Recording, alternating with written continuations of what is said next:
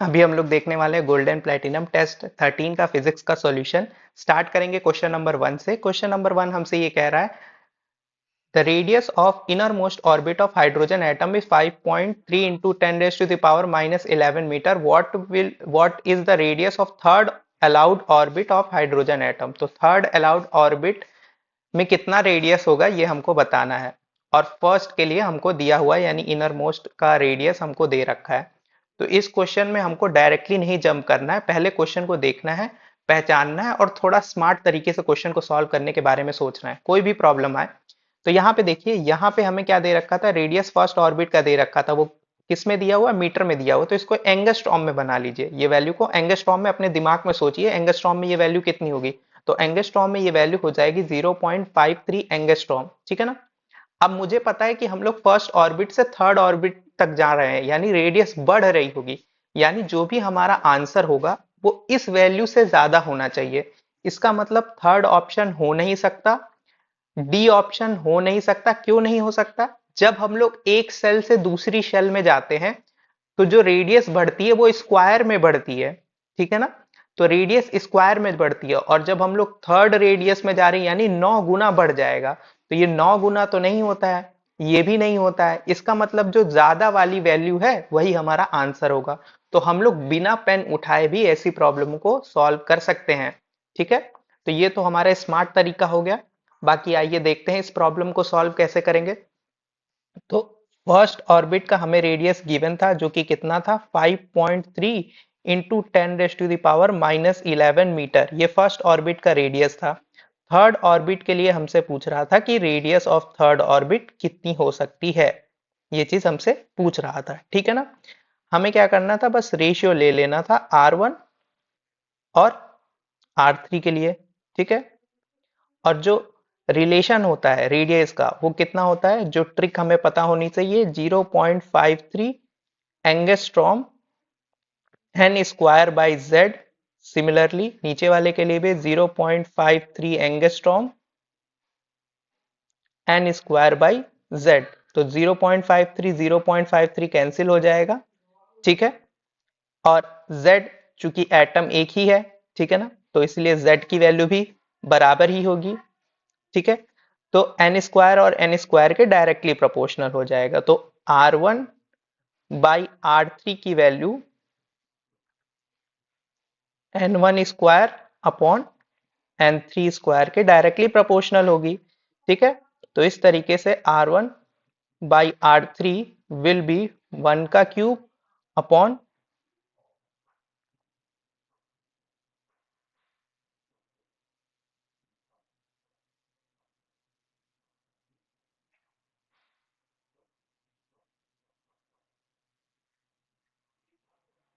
Not cube, square था ना, 1 का स्क्वायर अपॉन जो थर्ड ऑर्बिट है, तो थर्ड के लिए हम लोग क्या लिखेंगे, 3 का, सॉरी 3 का स्क्वायर, ठीक है। तो ये सही रहेगा। तो 1 का स्क्वायर 1 ही होता है और 3 का स्क्वायर 9 हो जाएगा। तो 1:9 हमें देखने को मिलेगा, ठीक है। तो R1 बाई R3 क्या आया, 1/9। अब पूछ रखा था कि R3 का वैल्यू कितना होगा, तो R3 का वैल्यू कैसे आएगा, R3 को इधर लेके जाइए, ये 9 इंटू R1 कर दीजिए, राइट। R1 का वैल्यू क्वेश्चन में गिवन था, कितना था, 5.3 into 10 raise to the power minus 11 meters, ठीक। इसको सॉल्व करेंगे तो जो वैल्यू निकल करके आएगी वो आएगी 4.77 into 10 raise to the power minus 10 meter में, ठीक है। सॉल्व करेंगे तो एंगस्ट्रॉम में वैल्यू आ जाएगी 4.7 एंगस्ट्रॉम्स, ठीक है। तो इस तरीके से जो आंसर जाएगा वो जाएगा 4.7 एंगस्ट्रॉम, ठीक। नेक्स्ट क्वेश्चन की तरफ मूव करेंगे। Next question statement based question है। इसमें ये कह रहा है, statement first, most of the mass of the atom and all its positive charge are concentrated in a tiny nucleus and the electrons revolve around it is a Rutherford model.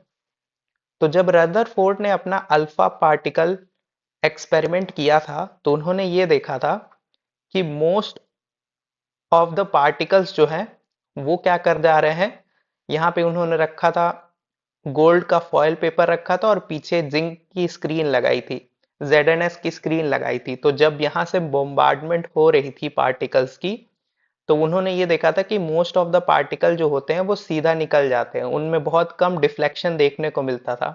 सिर्फ कुछ ही particle होते थे जो 180 से घूम पाते थे। ठीक। और इस ऑब्जर्वेशन से उन्होंने यही पता लगाया था कि एटम में मोस्टली स्पेसेस जो होते हैं वो खाली होता है, और जो पॉजिटिव चार्ज होता है वो क्या करता है, बहुत टाइनी स्पेस में लोकेटेड होता है। इसी वजह से जब पॉजिटिव यहां से भी हम दे रहे थे और पॉजिटिव एक टाइनी स्पेस में होता था, तो पॉजिटिव पॉजिटिव रिपल्शन की वजह से 180 पे क्या करते थे, घूम जाते थे। यहाँ से जो अल्फा पार्टिकल जा रहे थे उनका नेचर कैसा था, पॉजिटिव। और सेंटर में जो न्यूक्लियस के पास चार्ज होता होगा वो भी कैसा होता होगा, पॉजिटिव होता होगा। तो अब ऐसे में वो कितने पे चले जाते हो जाके, 180 पे। तो 180 पे चले जाते हैं। ठीक है। तो 180 पे चले जाते हैं, तो यहाँ से इन्होंने यही अजम्पशन लगाया था कि एटम में मोस्टली स्पेस जो होता है वो एम्प्टी होता है और बहुत कम जगह पे पॉजिटिव चार्ज लोकेटेड होता है। तो ये तो बिल्कुल सही स्टेटमेंट है। ठीक है ना। और वही जहां पे पॉजिटिव चार्ज लोकेटेड होता है उसी को न्यूक्लियस कहा जाता है। ठीक है। तो स्टेटमेंट 1 इज करेक्ट। स्टेटमेंट 2 बोल रहा है an atom is spherical cloud. Atom क्या है, atom is a spherical cloud of positive charge where electron embedded in it is a special case of Rutherford model. तो रदरफोर्ड ने ऐसा कुछ नहीं कहा था कि इलेक्ट्रॉन जो है, एटम जो है वो स्फेरिकल क्लाउड है, ऐसा कुछ नहीं कहा था। बल्कि वाटरमेलन मॉडल इसके पहले आया था जे थॉमसन का। तो वहां पे ऐसी चीजें कुछ डिस्कस होने को मिली थी कि एटम जो है वो क्या है, पॉजिटिवली चार्ज बॉडी होता है और उसमें इलेक्ट्रॉन ऐसे फिट होते हैं जैसे वाटरमेलन में सीड्स। तो इस तरीके से हम लोग मानते थे, पर जो कि गलत था उस समय के दौरान के हिसाब से। उसके बाद रदरफोर्ड आया और उन्होंने इसी कंफ्यूजन को सॉल्व करके बताया था कि एटम जो होता है मोस्टली एम्प्टी होता है और ज्यादातर जो पॉजिटिव चार्ज होता है वो सेंटर में न्यूक्लियस के पास कंसंट्रेटेड होता है। तो ये स्टेटमेंट गलत हो जाएगा और फर्स्ट स्टेटमेंट सही हो जाएगा। ठीक है।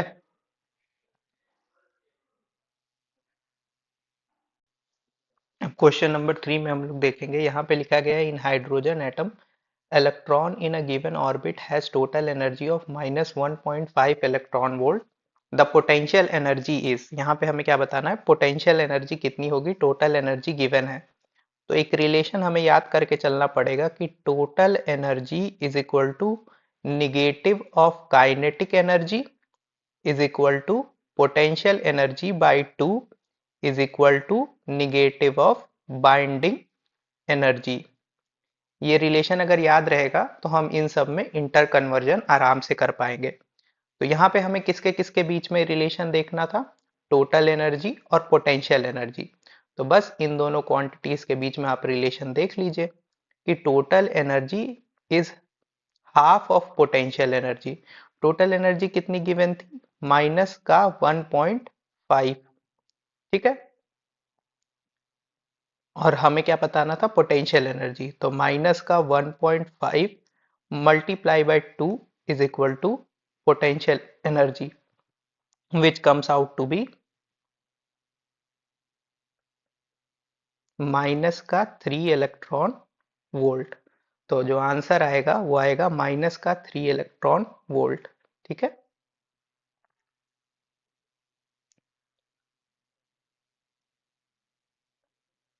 नेक्स्ट सवाल की तरफ बढ़ेंगे। नेक्स्ट सवाल बोला है the ratio of speed of electron in third orbit of helium to the speed of electron in third orbit of hydrogen atom will be. तो यहाँ पे दोनों में स्पीड का रेशियो पूछ रखा है। तो स्पीड बताना था, किसके लिए बताना था, पहले में He प्लस के लिए बताना था। तो जो स्पीड का फॉर्मूला होता है वो होता है 2.2 into 10⁻⁶ multiply by Z upon n। ठीक है। अब यहाँ पे हीलियम है तो हीलियम के लिए Z की वैल्यू हो जाएगी 2। ठीक है। और ऑर्बिट की कौन सी बात कर रहे हैं, थर्ड ऑर्बिट की बात कर रहे हैं। तो यहाँ n की वैल्यू क्या हो जाएगी, 3 हो जाएगी। ठीक। सिमिलरली हम लोग जब बात करेंगे हाइड्रोजन के लिए, तो हाइड्रोजन के लिए Z कितना हो जाएगा 1 और N की वैल्यू 3 ही होगी। तो formula again 2.2 into 10⁻6 into Z upon N हो जाएगा। ठीक है, अब यहाँ वैल्यूज को अगर पुट कर दिया जाए 2.2 इंटू 10⁻6, तो Z की वैल्यू कितनी थी 2, N की वैल्यू थी 3। सिमिलरली यहाँ पे वैल्यू पुट कर दिया जाए 2.2 इंटू 10⁻6 इंटू Z की वैल्यू 1, N की वैल्यू 3। ठीक है, तो इसे इक्वेशन 1 मान लीजिए, इक्वेशन 2 मान लीजिए, और इक्वेशन 1 से इक्वेशन 2 डिवाइड कर दीजिए। तो जब डिवाइड करेंगे तो देखेंगे हीलियम के लिए helium plus upon velocity of hydrogen. अब यहाँ पे इन दोनों को जब डिवाइड करेंगे तो देखिए ये वैल्यू पूरी सेम है, कट जाएगी, यानी सिर्फ इसके और इसके बीच में हमें रिलेशन देखने को मिलेगा, यानी Z अपॉन एन और Z अपॉन एन के लिए रिलेशन हम देखेंगे। तो बस वैल्यूज को पुट कर दीजिए। तो Z upon n for He plus हम लोग लिखेंगे, Z की वैल्यू 2 थी और थर्ड ऑर्बिट के लिए हम लोग देख रहे थे, अपॉन में अब हाइड्रोजन के लिए जब वैल्यू रखी गई थी तो 1 अपॉन में 3। ठीक है, यहाँ से 3 से 3 कैंसिल हो जाएगा और जो रेशियो आएगा वो हमारे पास 2/1 यानी 2:1 का रेशियो देखने को मिलेगा He प्लस और H में। ठीक है, so our answer will be 2:1।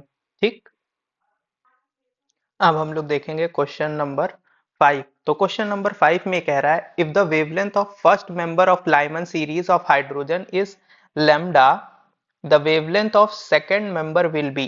ठीक है, तो हमें सेकंड मेंबर के लिए बताना है कितनी वेवलेंथ होगी। तो फर्स्ट मेंबर के लिए पहले कुछ बातें देख लेते हैं।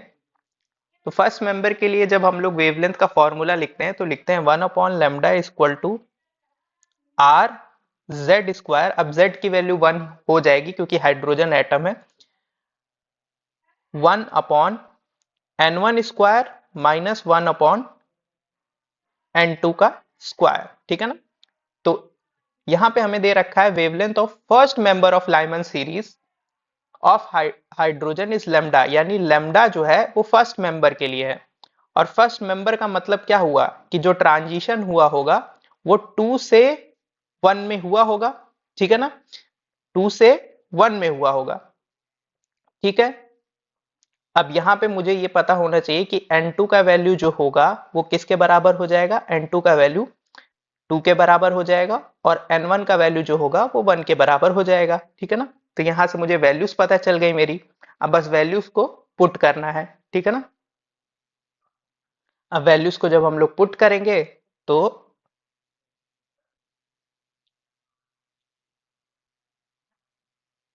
1 upon lambda is equal to R Z square 1, N1 का वैल्यू 1 था, 1 का स्क्वायर 1 ही होता है, 2 का स्क्वायर 4 हो जाता है।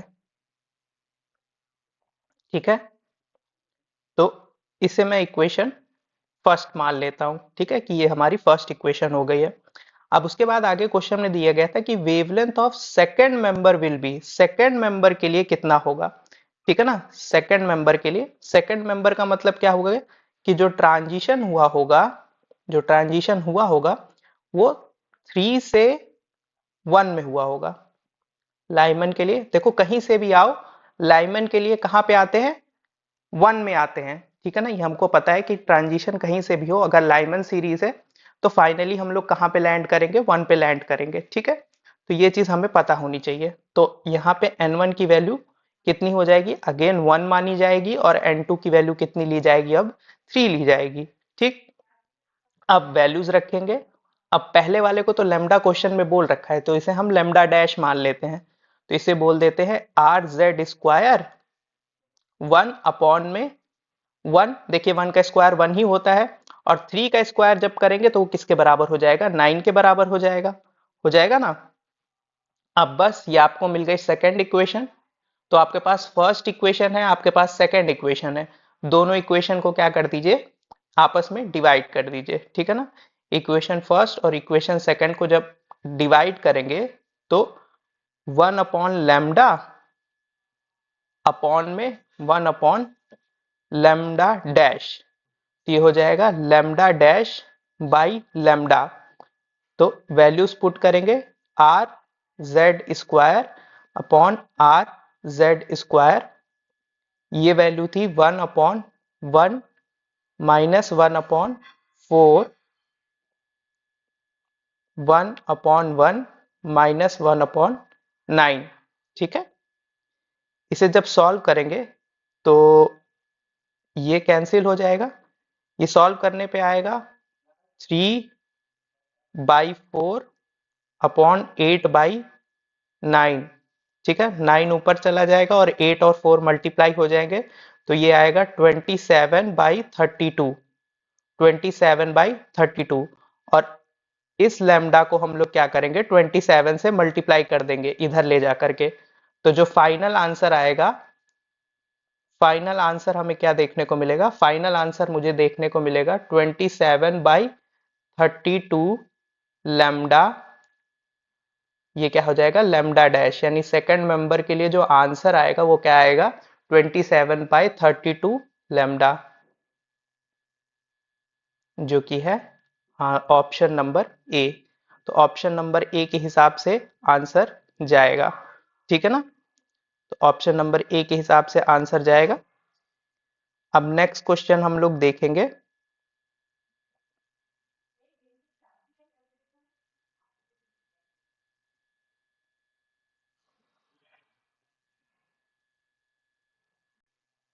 क्वेश्चन नंबर 6 देखेंगे। क्वेश्चन नंबर 6 में हमसे कह रहा है find the ratio of energies of photon produced due to transition of electron of hydrogen atom from second permitted energy level to first level and highest energy level to first permitted level. यानी कि कुछ ऐसा scenario है कि ये different energy levels है up to highest energy level, जिसे हम क्या कहते हैं इन्फिनिटी। तो ये कह रहा है हमसे कि पहले केस में हमें कहां से कहां तक ट्रांजिशन देखने को मिल रहा है। पहले केस में हमें सेकंड परमिटेड एनर्जी लेवल यानी 2 से 1 के बीच में ट्रांजिशन देखने को मिल रहा है, जिसमें फोटोन रिलीज हो रहा होगा, ठीक है ना। और फोटोन रिलीज हो रहा होगा जिसकी वजह से एनर्जी का ये डिफरेंस, एनर्जी डिफरेंस की वजह से फोटोन रिलीज हो रहा होगा बेसिकली, ठीक है ना। तो ये पहले केस में हो रहा होगा। दूसरे केस में बोल रहा है highest permitted energy level to first, यानी इनफाइनाइट से 1 में जब एनर्जी का डिफरेंस हो रहा होगा जिसकी वजह से फोटोन रिलीज हो रहा होगा, उसकी वजह से हमें क्या देखने को मिल रहा होगा, एनर्जी देखने को मिल रही होगी। तो इन दोनों एनर्जीज का जो रेशियो होगा वो कितना होगा, ये हमें बताना है सवाल में, ठीक है ना। तो पहले केस के हिसाब से अगर देखा जाए तो 2 से 1 में आने पर जो एनर्जीज का डिफरेंस है वो हो जाएगा E2 माइनस E1, ठीक है ना। E2 के लिए जो एनर्जी लिखेंगे वो हम लोग लिखेंगे माइनस का 13.6 अपॉन में n स्क्वायर, ठीक है ना। अब n की वैल्यू 2, यहाँ पे कौन से शेल की कौन से लेवल की बात कर रहे हैं, सेकंड, तो 2 का स्क्वायर रखा जाएगा। सिमिलरली 1 के लिए हम लोग क्या करेंगे, अब माइनस है और माइनस का 13.6 लिखेंगे तो माइनस माइनस क्या हो जाएगा, प्लस हो जाएगा। तो ये बचेगा 13.6 अपॉन में n स्क्वायर, यानी 1 का स्क्वायर रखा जाएगा।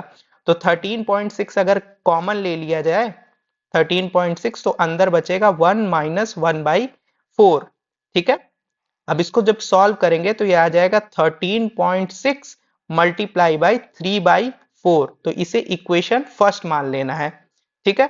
अब जो सेकंड पार्ट है क्वेश्चन का, जिसमें बोल रहा है कि ट्रांजिशन अब की बार कहां से कहां तक हो रहा है, इनफाइनाइट से लेकर के ट्रांजिशन 1 तक हो रहा है। तो हम क्या करेंगे, इनफाइनाइट की एनर्जी में से फर्स्ट की एनर्जी माइनस करेंगे, तो ये हो जाएगा माइनस का 13.6 अपॉन इनफाइनाइट, माइनस माइनस मिलके प्लस हो जाएंगे 13.6 अपॉन में 1 का स्क्वायर। तो समथिंग अपॉन इनफाइनाइट क्या हो जाता है, जीरो हो जाता है। और ये बचेगा 13.6, तो फाइनल एनर्जी आ जाएगी 13.6, जिसे हम क्या बोल देंगे, इक्वेशन सेकेंड। अब क्या करना है, इक्वेशन फर्स्ट और सेकंड को डिवाइड कर देना है। तो जब फर्स्ट और सेकंड को डिवाइड करेंगे तो 2 से 1 में आने की एनर्जी और इनफाइनाइट से 1 में आने की एनर्जी को हमने क्या किया है, डिवाइड किया है। तो जब डिवाइड करेंगे तो ये था 13.6 मल्टीप्लाई बाई 3/4 और ये था 13.6। तो 13.6 कैंसिल आउट हो जाएगा, फाइनल रिजल्ट 3/4 देखने को मिलेगा, ठीक है ना। तो जो फाइनल रिजल्ट आएगा रेशियो ऑफ एनर्जीज का, वो कितना आएगा, 3:4 का। तो answer A would be correct option, ठीक है ना। तो ए आंसर को हम करेक्ट मान करके अपना क्वेश्चन सॉल्व कर लेंगे, ठीक। नेक्स्ट देखेंगे, नेक्स्ट क्वेश्चन है क्वेश्चन नंबर 7। अब क्वेश्चन नंबर 7 में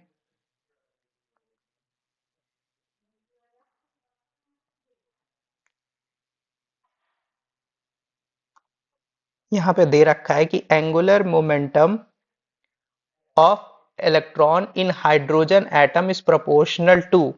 तो एंगुलर मोमेंटम किसके प्रोपोर्शनल होता है, ये हमें क्वेश्चन में बताना था, ठीक है ना।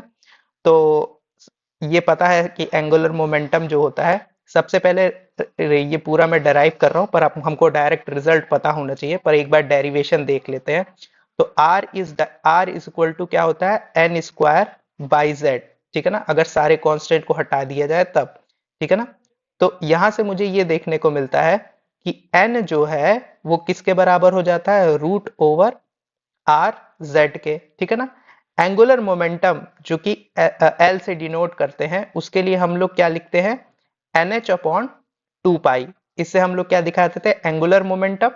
अब एन की वैल्यू की जगह पे क्या कर दीजिए, पुट कर दीजिए इस वैल्यू को, ठीक है। जब एन की वैल्यू की जगह पुट करेंगे तो यहां से हमें देखने को मिलेगा एंगुलर मोमेंटम में root over R Z H upon 2 pi. क्या मुझे ये देखने को मिलेगा, बिल्कुल देखने को मिलेगा। तो L का रिलेशन मुझे यहां से क्या देखने को मिल रहा है कि L is directly proportional to root over R, ठीक है ना। तो angular momentum root over R के प्रोपोर्शनल होता है, ठीक है। यहां से ये चीज ध्यान रखना है। अब हमें तो रेडियस का फॉर्मूला पता है ना कि यहाँ पे काफी सारे कांस्टेंट आते हैं, इसीलिए हम लोग इसके फॉर्मूले में वैल्यूज पुट करके तब फिर अपना आंसर लेकर के आते थे, ठीक है ना।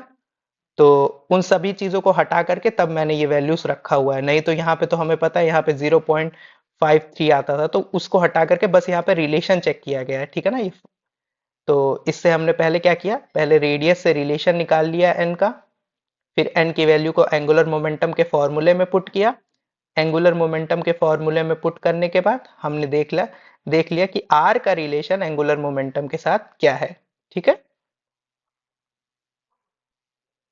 अब क्वेश्चन नंबर 8 देखेंगे। तो क्वेश्चन नंबर 8 में क्या कह रहा है, क्वेश्चन नंबर 8 में ये कह रहा है, in which of the following system will the radius of first orbit be minimum. Radius of first orbit जो है वो मिनिमम होगा। तो रेडियस किस पे डिपेंड करता है, radius is directly proportional to n square upon Z, ठीक है ना। तो एन स्क्वायर अपॉन जेड। तो अब ऑर्बिट तो हमने फिक्स कर दी है, फर्स्ट ऑर्बिट, ठीक है ना। यानी अब जो डिपेंडेंसी है वो किस पे है, जेड पे है, ठीक है ना। तो अगर z बढ़ेगा, यानी जिसका एटॉमिक नंबर ज्यादा होगा उसका रेडियस जो होगा वो कम होगा। तो एटॉमिक नंबर ज्यादा तो रेडियस कम। तो यहाँ देखिए सबसे पहले क्या है, डबली आयनाइज लिथियम।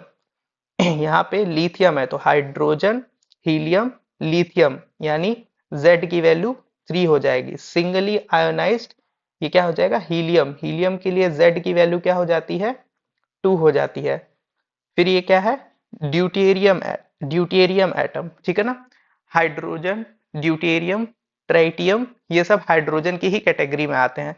तो यहाँ पे Z की वैल्यू 1 ही ली जाएगी, इसके लिए भी Z की वैल्यू 1 ही ली जाएगी। तो इसमें बोला था मिनिमम किस में है, तो मिनिमम उसी में होगी जिसमें Z की वैल्यू मैक्सिमम होगी। तो Z की वैल्यू मैक्सिमम कहाँ पे देखने को मिल रही है, डबली आयनाइज लिथियम में। तो 8 का आंसर ए माना जाएगा।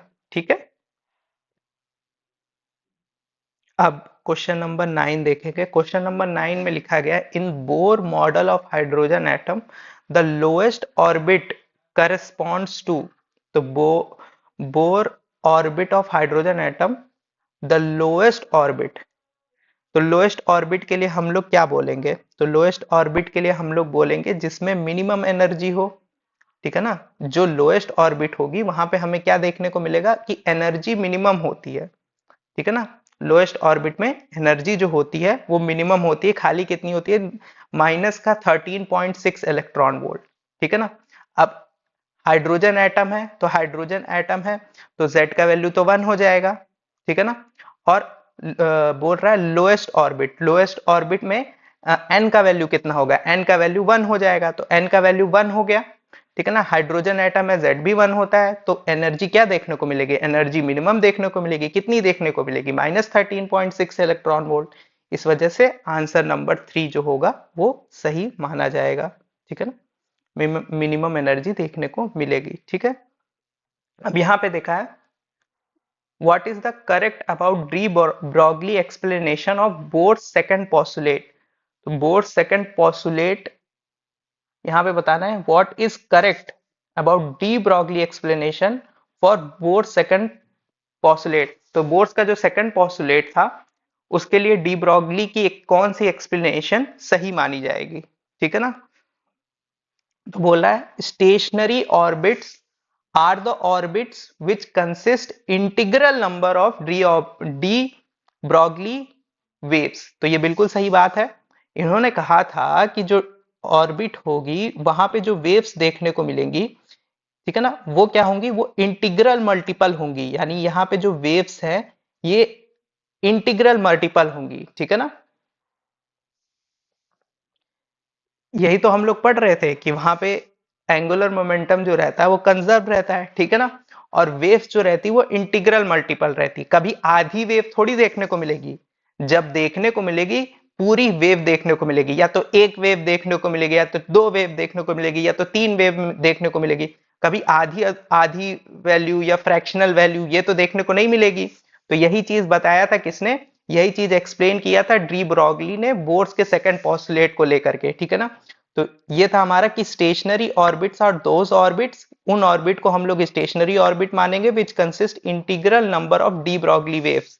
तो ये आंसर सही माना जाएगा। ठीक है ना, दूसरा ऑप्शन क्या दिया गया है? Stationary orbits are the orbits which contain half of the, half नहीं, कोई भी फ्रैक्शनल वैल्यू नहीं होनी चाहिए। ठीक है ना, स्टेशनरी ऑर्बिट और those orbit which don't have D Broglie waves, नहीं, डी ब्रॉगली वेव्स होनी चाहिए। अब डी ब्रॉगली एक्सप्लेन कर रहे हैं और मतलब वेव्स भी बता रहा है और खुद का नाम भी ना लिए तो बहुत गलत बात हो जाएगी। तो इसलिए ए ऑप्शन सही माना जाएगा। तो स्टेशनरी ऑर्बिट्स के बारे में बताया गया था, उन्होंने उन्होंने बताया था कि स्टेशनरी ऑर्बिट वही कहलाती हैं जहां पे integral number of de Broglie waves हमें देखने को मिलती हैं। अब हम देखेंगे क्वेश्चन नंबर 11। क्वेश्चन नंबर 11 में बोल रहा है, the number of de Broglie wavelength contain in a second bore orbit of hydrogen atom. Hydrogen atom में सेकंड बोर ऑर्बिट में कितने number of de Broglie wavelength आएंगे ये हमें बताना है।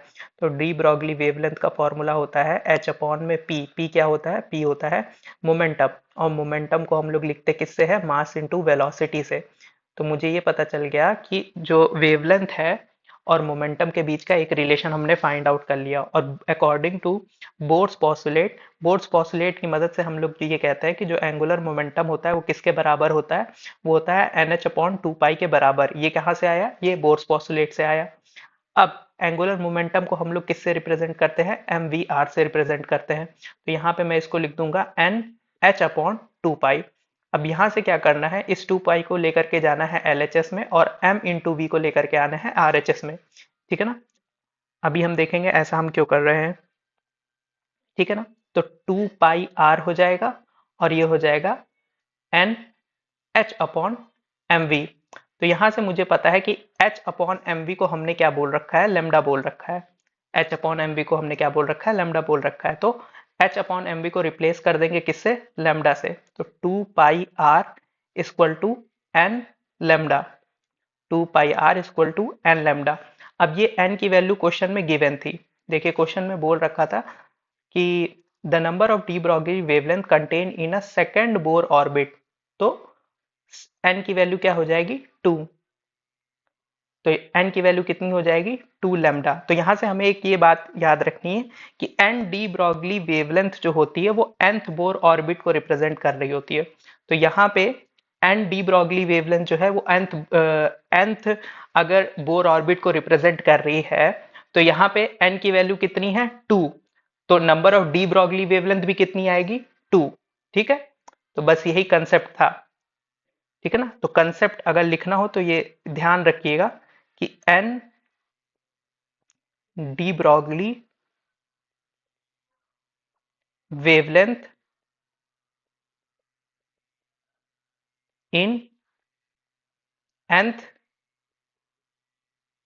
Bore orbit. ठीक है, तो उसी लॉजिक की मदद से हम ये कह रहे हैं कि अगर यहाँ पे 2 लैम्डा है तो इसी एनालॉजी की मदद से ये कहा जाता है कि एन डी ब्रॉगली वेवलेंथ जो होंगी वो एन बोर ऑर्बिट में होंगी। तो यहाँ पे एन की वैल्यू 2 थी, इसी वजह से जो ऑर्बिट थी वो 2 थी, वेवलेंथ भी जो आ रही है वो भी कितनी आ रही है 2 आ रही है। ठीक,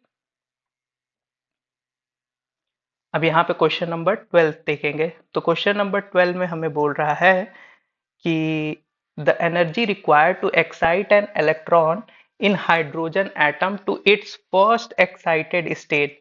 तो जब कभी भी ऐसा लिखा रहे फर्स्ट एक्साइटेड स्टेट, इसका मतलब क्या होता है? इसका मतलब होता है जैसे यहाँ पे फर्स्ट लिखा है ना, तो n की वैल्यू कितनी होगी, इसमें काफी ज्यादा कंफ्यूजन होता है। तो आप क्या किया करे करिए, बस एक ऐड करके बताया करा करिए। जैसे यहाँ पे फर्स्ट लिखा है तो n की वैल्यू में एक ऐड कर दिया करा करिए। जैसे फर्स्ट है तो +1 करेंगे फर्स्ट में तो 2 हो जाता है, तो उसी तरीके से आपको n की वैल्यू पता चल जाएगी। तो यहाँ पे क्या लिखा था फर्स्ट एक्साइटेड, क्योंकि ये सारी चीजों पे बहुत ध्यान देना होता है।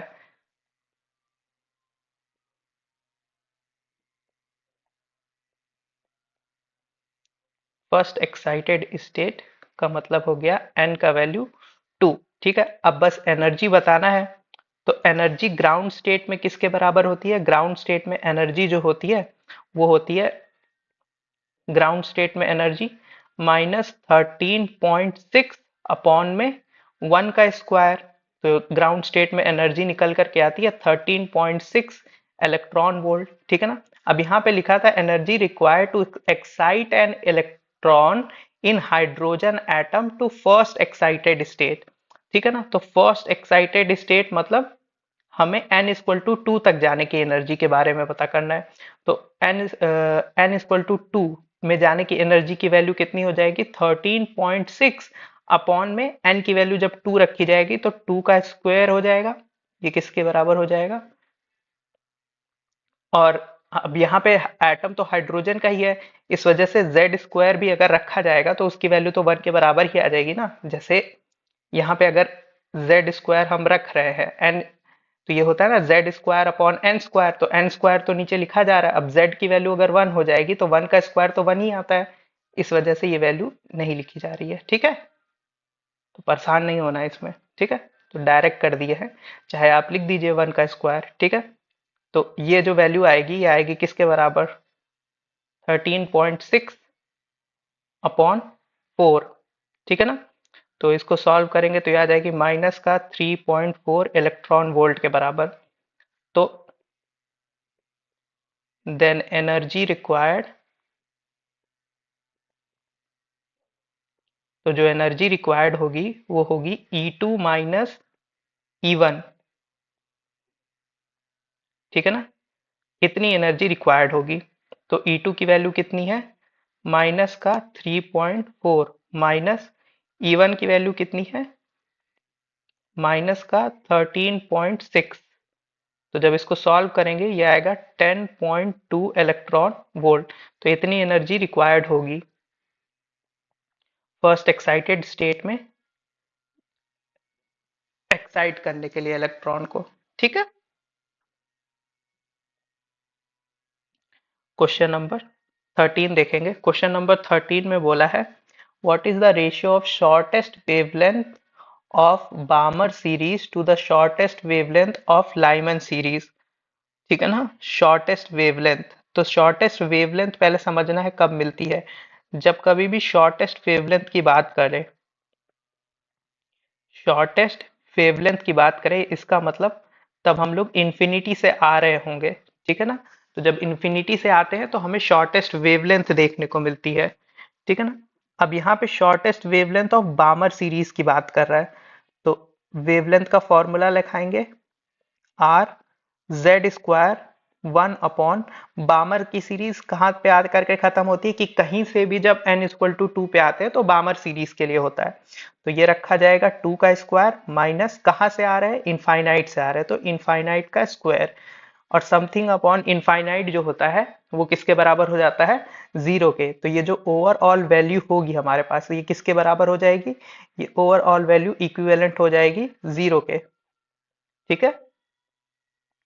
तो जो वैल्यू सॉल्व करने पे आएगी, ये सॉल्व करने पे आएगी आर जेड स्क्वायर बाई 4 के, ठीक है, आर जेड स्क्वायर बाई 4 के, ठीक।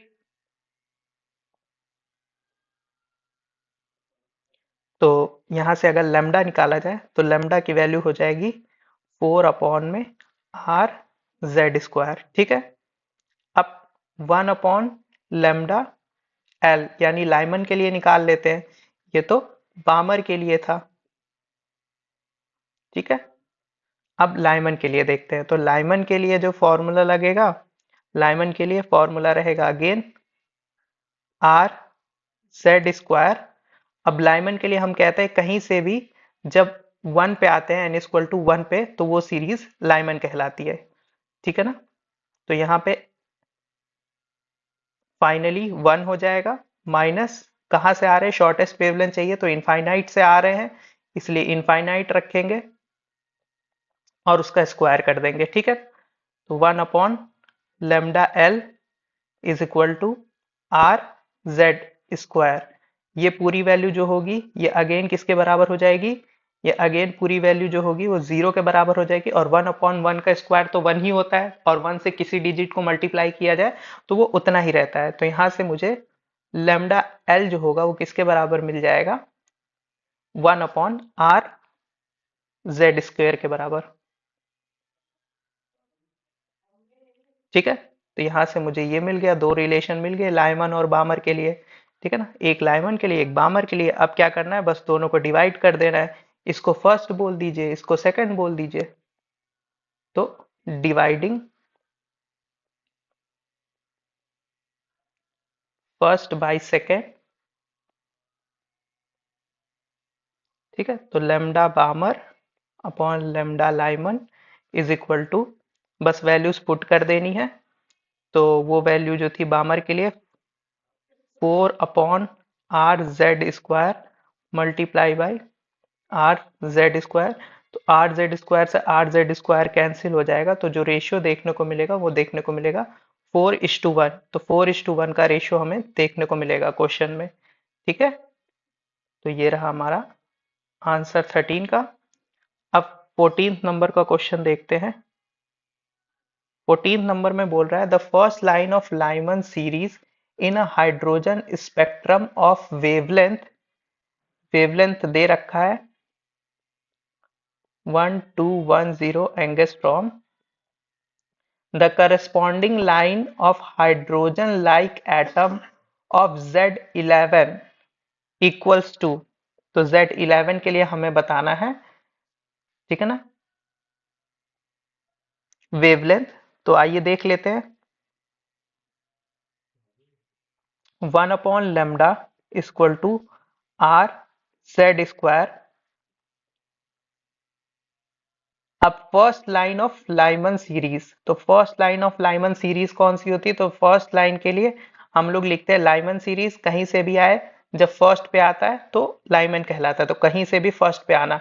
पर यहाँ पे कहीं से आ रहे हैं कि फर्स्ट लाइन से आ रहे हैं, तो फर्स्ट लाइन से आ रहे हैं।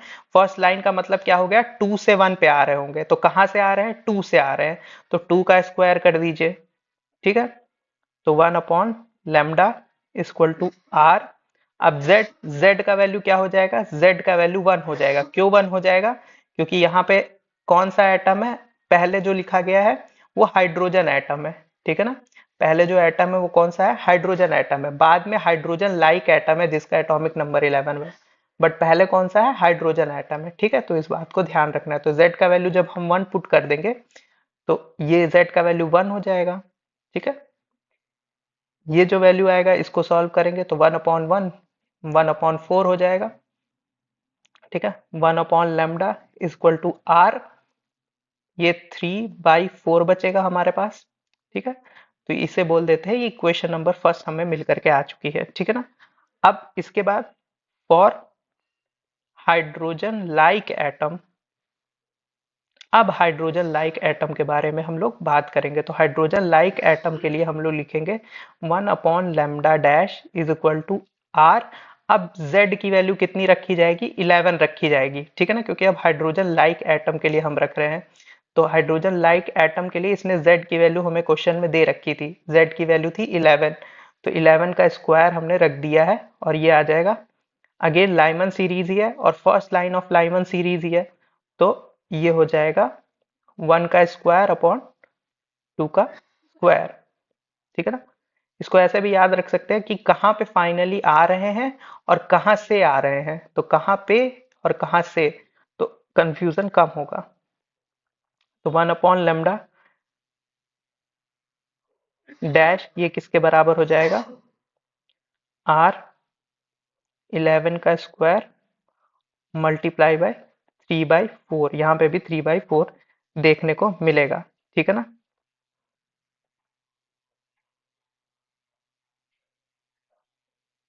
ठीक है, और यहाँ पे हम ये भी लिख सकते हैं। अब लेमडा की वैल्यू तो यहाँ से भी फाइंड आउट हो सकती थी, लेमडा को क्या, इसको फ्लिप कर दीजिए, तो फ्लिप कर देते यानी इसको ऊपर ले जाते तो पूरी वैल्यू ऊपर जाती ना, तो लेमडा कितना आ जाता, लेमडा आ जाता 4/3 r, ये आता ना, तो ये लेमडा यहाँ से आ जाता। और यहाँ से अगर लेमडा डैश निकाला जाए तो लेमडा डैश किसके बराबर आ जाएगा, लेमडा डैश आ जाएगा मेरे पास 4 में 11 का स्क्वायर होता है 121, 121 इंटू 3r। ठीक है ना, तो ये लेमडा डैश हो गया, तो मेरे पास लेमडा डैश आ गया है, मेरे पास लेमडा आ गया है, तो लेमडा और लेमडा डैश दोनों की वैल्यू आ गई है। अब क्या करना है, बस दोनों को डिवाइड कर देना है, तो डिवाइड कर दीजिए, इसको मैं बोल देता हूँ 1 डैश 1 डैश और इसको बोल देता हूँ 2 डैश। तो हम क्या कर रहे हैं, 1 डैश को डिवाइड कर रहे हैं 2 डैश से। ठीक है, अब इन दोनों को जब डिवाइड करेंगे तो देखते हैं क्या आगे होता है। जब इन दोनों को डिवाइड करेंगे तो हो जाएगा लेमडा अपॉन में लेमडा डैश, लेमडा अपॉन में lambda dash is equal to 4/3r, ये था। ठीक है ना, multiply by 121 into 3r upon में 4, तो 4 से 4 कटेगा, 3r से 3r कैंसिल हो जाएगा। ठीक है ना, और लेमडा की वैल्यू क्वेश्चन में गिवन थी, देखिए लेमडा की वैल्यू क्वेश्चन में गिवन थी 1210 एंगस्ट्रॉम। ठीक है ना, तो लेमडा की वैल्यू पुट कर दीजिए 1210 अपॉन लेमडा डैश, और ये किसके बराबर है, 121 के। तो ये जब वैल्यू कटेगी तो ये 10 के बराबर आएगा, तो यहाँ से आपके पास लेमडा डैश जो होगा वो किसके बराबर आ जाएगा, 10 के बराबर आ जाएगा। तो लेमडा डैश हमें क्या किसके बराबर मिल जाएगा, 10 एंगस्ट्रॉम के बराबर मिल जाएगा, 10 एंगस्ट्रॉम के बराबर लेमडा डैश मिल जाएगा। ठीक है, नेक्स्ट क्वेश्चन देखेंगे, क्वेश्चन नंबर 15। क्वेश्चन नंबर 15 देखा जाएगा, the shortest wavelength the shortest wavelength of Balmer series, हमें शॉर्टेस्ट वेवलेंथ के बारे में बताना है ना। ठीक है, तो यहाँ पे शॉर्टेस्ट वेवलेंथ हम लोग देखेंगे। अभी अभी हमने बात करी थी कि जब कभी भी शॉर्टेस्ट वेवलेंथ का नाम लेगा, ठीक है ना, जब कभी भी शॉर्टेस्ट वेवलेंथ का नाम लेगा तो हमें याद रखना है कि कहाँ से आ रहा होगा, इनफाइनाइट से डी एक्साइटेशन हो रहा होगा। ठीक है ना, और बामर सीरीज है तो n इक्वल टू 2 पे आ रहा होगा। ठीक है ना, ये तो हम लोग समझ गए कि इनफाइनाइट से n इक्वल टू 2 में आ रहा होगा। ठीक है ना, तो ये समझ गए।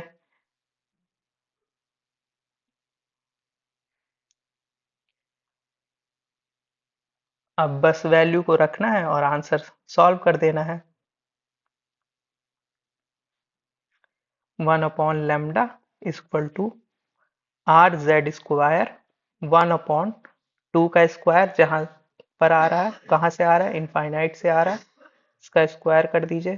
तो समथिंग अपॉन इनफाइनाइट का स्क्वायर किसके बराबर हो जाता है, जीरो के बराबर हो जाता है। तो 1/λ जो हो जाएगा वो किसके बराबर हो जाएगा। अब यहाँ पे shortest wavelength of Balmer series हमें बोल रखा था, ठीक है ना। अब ये जो होगा ये किसके बराबर हो जाएगा, 1/4 के बराबर हो जाएगा, ठीक है। और जो r की वैल्यू होती है जब z हमारा 1 के बराबर होता है तो ये होती है 10⁻⁷ के बराबर, ठीक है ना। ये चीज हमें ध्यान रखना है, ठीक है। वैसे r की वैल्यू अगर ऐसे देखा जाए तो r की वैल्यू होती है 1.097 इंटू 10⁻⁷ अप्रोक्सीमेटली इसके बराबर, पर हम लोग इजी कैलकुलेशन के लिए खाली 10⁻⁷ ही रखते हैं, ठीक है ना। और z की वैल्यू 1 रख दे रहे हैं क्योंकि कुछ बोला नहीं है तो हाइड्रोजन ही लेकर के चल रहे हैं, ठीक है। तो ये जो वैल्यू आएगी यहाँ से लेमडा की वैल्यू जो आएगी, लेमडा की वैल्यू हमारे पास आ जाएगी, इसको फ्लिप कर देंगे तो ये आ जाएगी 10⁻⁷, ठीक है। ये वैल्यू आ गई है। अब ये हमें वैल्यू किस में चाहिए, हमें वैल्यू चाहिए है अ, हमें वैल्यू चाहिए है नैनोमीटर में। तो बस इस वैल्यू को हम लेकर के जाएंगे नैनोमीटर में, तो 4 × 10⁻⁻⁷ और -9 तक लेके जाना है, तो -9 तक लेके जाना है तो जीरो दो अब हम लोग ले करके जा रहे हैं तो ये हो जाएगा।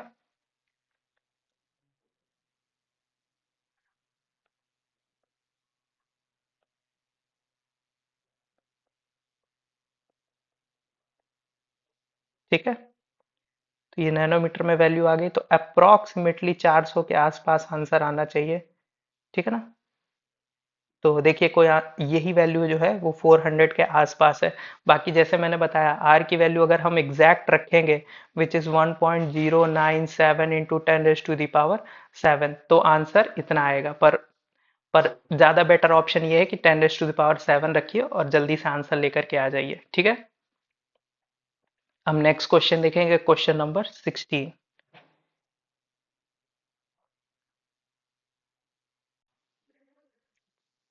अब हम लोग देखेंगे क्वेश्चन नंबर 16। क्वेश्चन नंबर 16 में बोल रहा है हमसे कि what will be the ratio of de Broglie wavelength associated with the electron orbiting in the second and third excited state of hydrogen atom। तो second and third excited state of hydrogen atom में जो D Broglie wavelength उससे associated होंगी electron से, उसका ratio हमें बताना है यहाँ पर। तो जब सेकेंड एक्साइटेड स्टेट होगा इसका मतलब क्या हो गया, एन की वैल्यू 3। थर्ड एक्साइटेड स्टेट का मतलब क्या हो गया, एन की वैल्यू 4, ठीक है ना।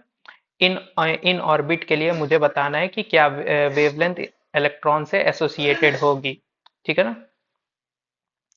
तो ठीक है, तो यहाँ से मुझे पता है कि जो वेवलेंथ होता है वो किसके बराबर होता है, H/mv के बराबर होता है, ठीक है ना।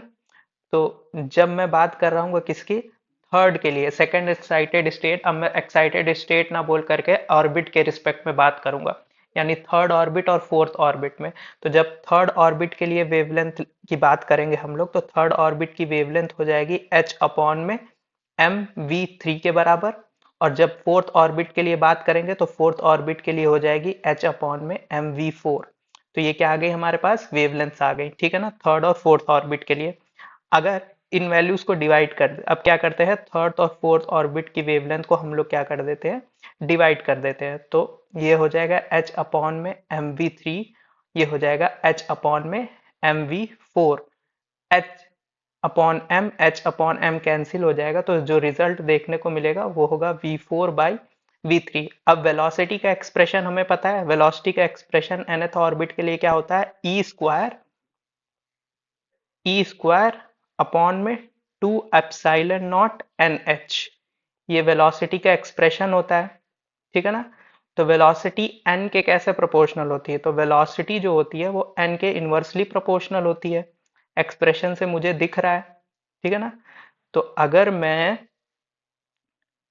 मैं v3/v4 लिखूंगा, v3/v4 और इन्वर्सली प्रोपोर्शनल है तो n की वैल्यू 4 ऊपर जाएगी और ये वैल्यू 3 नीचे आएगी, ठीक है ना, V3/V4 में।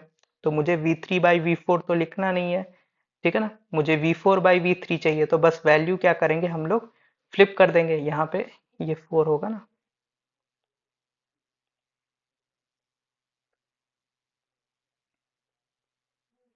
तो जो एक्सप्रेशन आएगा वो एक्सप्रेशन क्या आएगा, 3/4, ये एक्सप्रेशन होगा।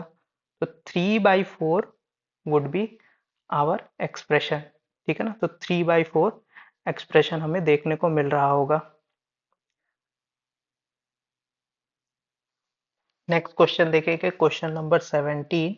क्वेश्चन नंबर 17 में बोल रहा है the mass number of two nuclei are in the ratio of 4:3, their nuclear density will be in the ratio. तो न्यूक्लियर डेंसिटी किस रेशियो में होगी ये हमको बताना है। तो जो न्यूक्लियर डेंसिटी होगी, सपोज करिए, तो कोई भी डेंसिटी हम लोग कैसे रिप्रेजेंट करते हैं, मास अपॉन में वॉल्यूम। पर यहाँ न्यूक्लियर डेंसिटी की बात कर रहे हैं, तो न्यूक्लियर डेंसिटी की बात करें तो यहाँ मास ना होकर के मास नंबर होगा, ठीक है ना। अब नीचे वॉल्यूम है, तो वॉल्यूम जनरली क्या होता है, वॉल्यूम होता है 4/3 पाई r³ ये होता है।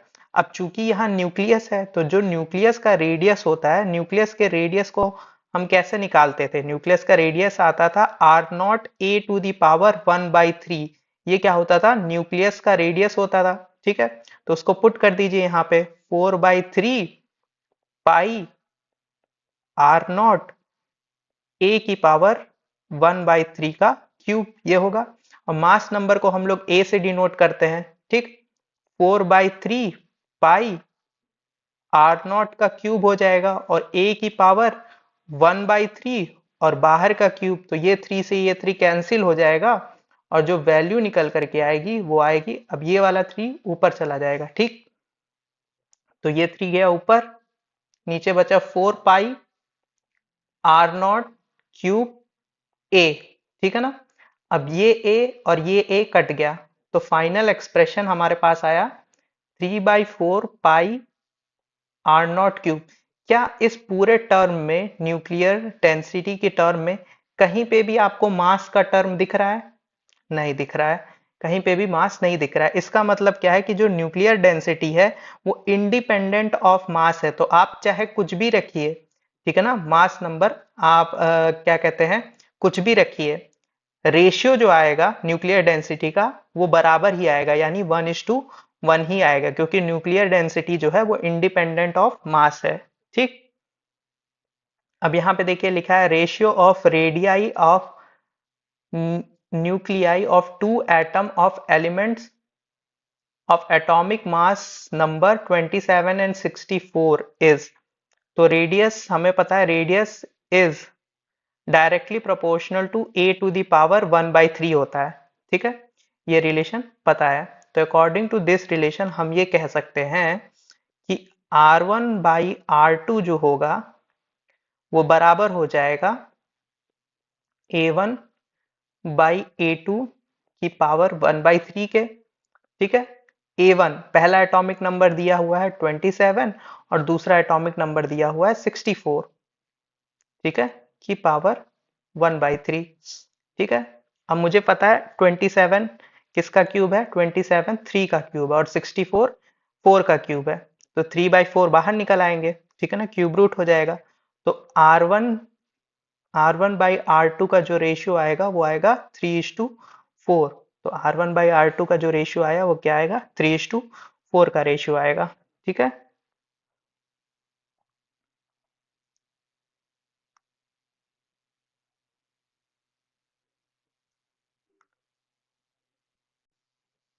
नाइनटीन क्वेश्चन में ये बताना है how much mass has to be converted into energy to produce electrical power of 500 megawatt for 1 hour, ठीक है ना। तो कितना पावर प्रोड्यूस करना है हमें, 500 मेगावाट, जिसे हम लोग लिख सकते हैं 500 इंटू 10⁻⁶ या फिर 5 इंटू 10⁻⁸ वाट। इतना पावर हमें जो है 1 घंटे में प्रोड्यूस करना है तो कितना मास को हमें कन्वर्ट करना पड़ेगा एनर्जी में, ठीक है ना। तो अब टाइम की बात करी जाए तो टाइम कितना कह रहा है, टाइम बोल रहा है 1 आवर। 1 आवर का मतलब हो गया 3600 सेकेंड, ठीक है। टाइम पता चल गया, पावर पता चल गया। अब एनर्जी के लिए हम लोग क्या करते हैं, पावर इंटू टाइम, ठीक है ना। पावर क्या होता है, एनर्जी पर यूनिट टाइम होता है, तो वहीं से ये फॉर्मूला निकल करके आया, energy is equal to power into time, ठीक है ना। और एनर्जी का इस एक्सप्रेशन से हम लोग क्या करेंगे, यहाँ से एनर्जी प्रोड्यूस निकालेंगे। तो पावर जो थी वो कितनी गिवन थी, 500 मेगावाट। तो वहां से हम लोग देखेंगे 5 इंटू 10⁸ क्योंकि हमने इसे वॉट में कन्वर्ट किया था, और टाइम कितना निकाला था, 3600 सेकेंड, ठीक है ना। तो इसको इससे जब मल्टीप्लाई करेंगे तो आंसर जो आएगा वो आएगा 18 इंटू 10⁻11 जूल। तो ये एनर्जी प्रोड्यूस्ड हमारे पास आ गई, ठीक है ना। अब according to Einstein equation E equal to m c square होता है, ठीक है ना। चूंकि अब हमको मास चाहिए, ठीक है ना, तो मास क्या हो जाएगा, मास हो जाएगा एनर्जी अपॉन में सी स्क्वायर, ठीक है ना।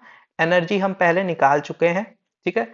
तो उसी एक्सप्रेशन से एनर्जी की वैल्यू हम ले आकर के पुट कर देंगे। तो एनर्जी कितनी आई थी, 18 इंटू 10⁻11 जूल। और स्पीड ऑफ लाइट कितनी होती है, 3 इंटू 10⁸ अब इसका स्क्वायर कर देंगे, तो जब इसका स्क्वायर करेंगे सॉल्व करने पे आएगा 18 इंटू 10⁻11 अपॉन में 3 का स्क्वायर 9 इंटू 10⁻, ये 16 हो जाएगा। सॉल्व करने पे हो जाएगा ये 2 इंटू 10⁻⁻5, ठीक है, केजी, चूंकि मास है। तो 2 इंटू 10⁻⁻5 केजी आंसर जाएगा, ठीक। नेक्स्ट क्वेश्चन देख, अब देखेंगे हम क्वेश्चन नंबर 20। क्वेश्चन नंबर 20 में हमसे बोल रखा है कि the mass defect of helium is 0.03 you, ठीक है ना। Binding energy per nucleon of helium in mega electron volt is, तो बाइंडिंग एनर्जी पर न्यूक्लियन बताना है, ठीक है ना। तो बाइंडिंग एनर्जी के लिए हम लोग फॉर्मूला यूज करते हैं mass defect delta m into 931 mega electron volt, ठीक है। मास डिफेक्ट कितना दे रखा है, 0.03 यू मल्टीप्लाई बाई 931.5। जब इससे हम वो मल्टीप्लाई करेंगे वैल्यू आएगी 27.93 मेगा इलेक्ट्रॉन वोल्ट, ठीक है। ये वैल्यू हमें निकल करके आया, पर हमसे हमसे बाइंडिंग एनर्जी नहीं, बाइंडिंग एनर्जी पर न्यूक्लियन पूछा है। तो हमें बाइंडिंग एनर्जी ना निकाल करके क्या निकालना है, binding energy per nucleon, per nucleon, ठीक है। तो जो बाइंडिंग एनर्जी आई है उसको डिवाइड कर देंगे इसके मास नंबर से। तो जब इसको सॉल्व करेंगे यह आएगा अप्रोक्सीमेटली 6.98 के, जो कि है ऑप्शन नंबर बी, ठीक है। नेक्स्ट क्वेश्चन देखेंगे, क्वेश्चन नंबर 21। क्वेश्चन नंबर 21 में दे रखा है mass defect is 0.3%, binding energy of 1 kg of mineral is, 1 kg of mineral is. तो मास डिफेक्ट डेल्टा एम कितना गिवन है, 0.3% का मास डिफेक्ट गिवन है। 0.3% का मतलब 0.3/100 विच इज 3 इंटू 10⁻³ और बाइंडिंग एनर्जी के लिए हम क्या लिख सकते हैं, binding binding energy equals delta m c square, ठीक है। बाइंडिंग एनर्जी में मास डिफेक्ट कितना था, 3 इंटू 10⁻⁻3। सी का स्क्वायर, सी की वैल्यू होती है 3 इंटू 10⁸ स्पीड ऑफ लाइट है, इसका स्क्वायर। जब इसको सॉल्व करेंगे ये 3 इंटू 9, 3 का स्क्वायर 9 होता है, इंटू 10⁻16, 8 टू जा 16 हो जाएगा, मल्टीप्लाई बाई 10⁻⁻3, 9 3 जा 27 होता है, ठीक है। और इसको सॉल्व करेंगे तो जो ओवरऑल वैल्यू आएगी वो आएगी 2.7 इंटू 10⁻14 जूल्स, ठीक है। तो आंसर हो जाएगा option number B. Option B is the correct answer. ठीक है। क्वेश्चन नंबर 22 देखेंगे। क्वेश्चन नंबर 22 में बोल रहा है the ratio of speed of electron in the ground state of hydrogen atom to the speed of light in vacuum is. ठीक है ना। तो speed of electron in ground state of hydrogen atom आता है 2.2 into 10⁶ into Z by n. तो Z hydrogen के लिए Z की वैल्यू कितनी हो जाएगी, 1 हो जाएगी, और एन की वैल्यू कितनी हो जाएगी, वो भी 1 हो जाएगी। तो यहाँ से वेलोसिटी निकल करके आएगी 2.2 इंटू 10⁶ ये वेलोसिटी आई। और speed of light in vacuum कितनी होती है, वो होती है 3 इंटू 10⁸ अब इनका क्या करना था, रेशियो लेना था। ठीक है ना। तो रेशियो अगर ले लेंगे तो मान लीजिए ये हाइड्रोजन के लिए था, ये स्पीड ऑफ लाइट के लिए था। ठीक है, इनका रेशियो ले लीजिए। तो रेशियो जब लेंगे तो यहां से ये रेशियो निकल करके आएगा लगभग, इसको यहां से रिमूव करिए, इसको सॉल्व करने पे जो वैल्यू निकल करके आएगी वो लगभग आएगी 137 के आसपास। ठीक है। तो सॉल्व करने पे ये जो वैल्यू आती है वो आती है 1 में 137 के पास। ठीक है। तो our answer will be option number C. ठीक। नेक्स्ट देखेंगे क्वेश्चन नंबर 23। क्वेश्चन नंबर 23 में हमें बोल रखा है according to the Bohr atomic model electron revolve around the nucleus in stationary circular orbit. ठीक है ना। स्टेशनरी सर्कुलर ऑर्बिट में इलेक्ट्रॉन्स रिवॉल्व करते हैं, और ऑर्बिट हमारी स्टेशनरी होती है, इसी का कारण से जो डी ब्रॉगली वेवलेंथ आती है वो स्टेशनरी ऑर्बिट के लिए ही तो हम लोग बता रहे होते हैं। ठीक है ना। और सर्कुलर ऑर्बिट्स होती है, ये तो बोर्स का पोस्टुलेट ही था। एलिप्टिकल ऑर्बिट होती नहीं है, आर्बिट्रेरी भी नहीं होती हैं, स्टेशनरी होती है। ठीक है ना। रेडिएटिंग सर्कुलर ऑर्बिट भी नहीं होती है, फिक्स ऑर्बिट होती है। इसीलिए हम लोग उस अगर ऑर्बिट फिक्स नहीं होती तो ऑर्बिट की एनर्जी फिक्स नहीं होती, फिर हम लोग क्यों कहते हैं -13.6 एनर्जी देखने को मिलती है हाइड्रोजन की ग्राउंड स्टेट में। अगर ऑर्बिट ही नहीं फिक्स होती तो एनर्जी फिक्स नहीं होती। ठीक है। तो अगर हमने मान के रखा है कि ऑर्बिट फिक्स होगी, ठीक है ना, किसमें, बोर्स एटॉमिक मॉडल में, तो ये उनके कुछ पोस्टुलेट थे, उसके अकॉर्डिंग ही ये अजम्पशंस ले करके चलना पड़ता है, तभी हम उनके फॉर्मूलेस कंसेप्ट्स अप्लाई कर पाएंगे। तो हमें मान करके चलना पड़ेगा कि जो स्टेशनरी सर्कुलर ऑर्बिट्स होती हैं। ठीक है ना। और ये सब बोर्स एटॉमिक थ्योरी में उन्होंने ऑलरेडी बताया हुआ है। ठीक। नेक्स्ट देखेंगे क्वेश्चन नंबर 24। क्वेश्चन नंबर 24 में बोल रहा है what will be the ratio of total energy of electron for the third and fourth excited state. Third and fourth excited state.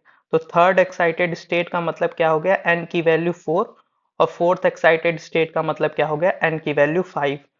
और जो एनर्जी होती है वो डायरेक्टली प्रोपोर्शनल होती है Z square upon n square के। ठीक है ना। अब चूंकि जेड अलग अलग है नहीं, तो एनर्जी जो है इनवर्सली प्रोपोर्शनल हो जाएगी किसके, एन स्क्वायर के। इसका मतलब ये कि E1 बाई E2 की वैल्यू जो होगी वो होगी N2 बाई N1 का होल स्क्वायर के। ठीक है। तो this is our N1, this is N2। तो N2 की वैल्यू 5 है, N1 की वैल्यू 4 है। इसका स्क्वायर कर देंगे तो 5 का स्क्वायर 25, 4 का स्क्वायर 16। तो जो आंसर आएगा वो आएगा 25:16। ठीक है। विच इज ऑप्शन नंबर ए। ठीक है। तो इसके according option number A would be right option. Next question देख रहे होंगे हम, क्वेश्चन नंबर 25। क्वेश्चन नंबर 25 में बोल रहा है the charging current for a capacitor is 0.25 ampere, what is the displacement current across the plate. तो हमें कंडक्शन करंट दिया है और डिस्प्लेसमेंट करंट के बारे में पूछा है। तो कंसेप्ट पता होना चाहिए कि जो वैल्यू कंडक्शन करंट की होती है बाहर, सर्किट के बाहर, ठीक है ना, जैसे ये सर्किट होता है तो सर्किट के बाहर कंडक्शन करंट होता है, ठीक है ना, और यहाँ पे कैपेसिटर के बीच में हमें डिस्प्लेसमेंट करंट देखने को मिलता है। ठीक है ना, और जो वैल्यू कंडक्शन करंट की होती है वही वैल्यू डिस्प्लेसमेंट करंट की भी देखने को मिलती है। तो 0.25 कंडक्शन करंट की वैल्यू थी, तो 0.25 ही हमारी डिस्प्लेसमेंट करंट की भी वैल्यू होगी। ठीक है, अब क्वेश्चन नंबर 26 देखेंगे। यहाँ पे लिखा है the transverse nature of electromagnetic wave is proved by which of the following. तो transverse nature of electromagnetic wave हम पोलराइजेशन से एक्सप्लेन कर पाते हैं। ठीक है ना, और पोलराइजेशन से ही क्यों होता है, क्योंकि उसी की मदद से हम बता पाते हैं कि जो इलेक्ट्रिक फील्ड और मैग्नेटिक फील्ड है, इलेक्ट्रिक फील्ड और मैग्नेटिक फील्ड ये 90 डिग्री पे होती है। अब चूंकि 90 डिग्री पे होती है इसीलिए ये पोलराइजेशन का फेनोमिना आपस में दिखा पाती हैं, और वही ये प्रूव कर पाता है कि जो इलेक्ट्रोमैग्नेटिक वेव है वो ट्रांसवर्स नेचर की होती है। ठीक है ना, तो ट्रांसवर्स नेचर प्रूव करने के लिए हमें पोलराइजेशन का फेनोमिना दिखाना पड़ता है। ठीक है, अभी हम देखेंगे क्वेश्चन नंबर 27। क्वेश्चन नंबर 27 में कह रहा है for a plane electromagnetic wave propagating in Z direction. तो जेड डायरेक्शन में वेव प्रोपोगेट कर रही है, और हमसे क्या पूछ रखा है, हमसे पूछ रखा है कि विच of the following combination gives the correct possible direction of electric field and magnetic field. तो इलेक्ट्रिक फील्ड और मैग्नेटिक फील्ड का डायरेक्शन इनमें से कौन सा करेक्ट पॉसिबल कॉम्बिनेशन दे रहा है। तो ये तो सभी को पता होता है कि वेव जब प्रोपोगेट करती है उससे हमेशा 90 डिग्री पे इलेक्ट्रिक फील्ड और मैग्नेटिक फील्ड प्रोपोगेट किया करती है। ठीक है ना, तो ये कंसेप्ट पता होता है, यानी कि जो इलेक्ट्रिक फील्ड और मैग्नेटिक फील्ड रहती है वो आपस में कितने डिग्री पे रहती है, 90 डिग्री पे। और कोई दो वेक्टर आपस में 90 डिग्री हैं, इसको कैसे प्रूव किया जाता है, अगर उन दो वेक्टर का डॉट प्रोडक्ट जीरो आ जाता है तो हम मान लेते हैं कि वो जो दो वेक्टर हैं वो कैसे हैं, वो आपस में 90 डिग्री पे हैं। तो यहाँ पर भी उसी तरीके से हमें चेक करना था कि कहाँ पे हमें डॉट प्रोडक्ट जीरो देखने को मिल रहा है। तो अगर पहला केस उठाएंगे आप, पहले केस में डॉट प्रोडक्ट लेंगे तो माइनस का आई कैप को 2 से मल्टीप्लाई करेंगे तो ये हो जाएगा -2। सिमिलरली माइनस का 2j और माइनस का j मिलकर के हो जाएंगे -2, तो -2 -2 -4 हो जाएगा। बी ऑप्शन में देखेंगे, बी ऑप्शन में -2 और 3 ये हो जाएगा -6, -3 और -2, माइनस माइनस प्लस हो जाते हैं तो 3 2 जा 6, ये जीरो देखने को मिलेगा। ठीक है ना, यहाँ डॉट प्रोडक्ट जीरो देखने को मिलेगा। यहाँ पे आ जाइए, 2 1 जा 2 होता है तो ये 2 आ जाएगा, 3 2 जा 6, ये 6 आ जाएगा, ये भी जीरो नहीं आएगा। ठीक है, सिमिलरली यहाँ पे मल्टीप्लाई करेंगे, 3 4 जा 12 होता है, 12 हो जाएगा। जे को जे से मल्टीप्लाई करेंगे, 3 4 जा 12। ठीक है ना, माइनस माइनस मल्टीप्लाई होकर के 12 हो जाएंगे तो ये हो जाएगा 24। तो यहाँ पे भी जीरो नहीं आ रहा है, सिर्फ एक जगह हमें जीरो डॉट प्रोडक्ट देखने को मिल रहा है जो कि है ऑप्शन नंबर बी। तो इस हिसाब से ऑप्शन नंबर बी जो होगा वो करेक्ट ऑप्शन माना जाएगा। ठीक, अब नेक्स्ट क्वेश्चन की तरफ मूव करेंगे हम। Question number 28। क्वेश्चन नंबर 28 में हमें बताना है identify the expression of ampere circuital law. तो एम्पियर सर्किटल लॉ के लिए हमें बताना था कि इनमें से कौन सा करेक्ट एक्सप्रेशन है एम्पियर सर्किटल लॉ का। तो एम्पियर सर्किटल लॉ जो होता है वो होता है integral B dot d l is equal to mu naught conduction current plus displacement current. ठीक है ना, ये करेक्ट एक्सप्रेशन है किसका, एम्पियर मैक्सवेल सर्किटल लॉ। ठीक है ना, which is option number C. ठीक है ना, कंडक्शन करंट और डिस्प्लेसमेंट करंट के सम से दिखाते हैं इंटीग्रल बी डॉट डीएल को। ठीक है, यही होता है हमारा एम्पियर मैक्सवेल सर्किटल लॉ। ठीक है, क्वेश्चन नंबर 29 देखेंगे। क्वेश्चन नंबर 29 में बोल रहा है if electric field and magnetic field if E and B represent the electric and magnetic field vector of an electromagnetic wave, the direction of propagation of wave। तो यहाँ पे हमें direction of propagation of wave बताना है, कैसे निकालते थे। तो direction of propagation of wave निकालने के लिए हम E क्रॉस B करते थे, E क्रॉस B करते थे। तो जो E क्रॉस B का डायरेक्शन आता था वो पैरेलल हो जाता था हमारे जिस डायरेक्शन में वेव प्रोपोगेट हो रही है उसके। ठीक है ना, तो जो आंसर आएगा वो आएगा ऑप्शन नंबर डी, ई क्रॉस बी से जो वेक्टर आता है वो पैरेलल होता है direction of propagation of wave के। ठीक है, तो option D will be the correct option. ठीक है।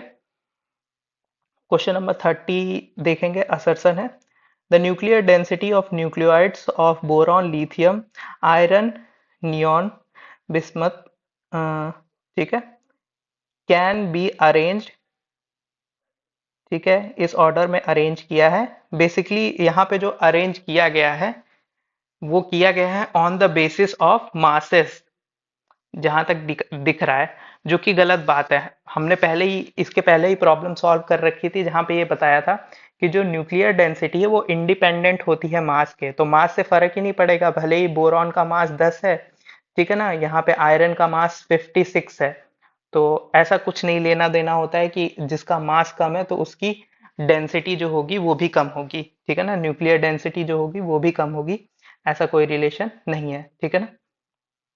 अब आगे देखते हैं, आगे रीजन में दिया गया था radius R of a nucleus is related to the mass number A. हाँ, तो रेडियस जो होता है न्यूक्लियस का वो मास नंबर से रिलेटेड होता है।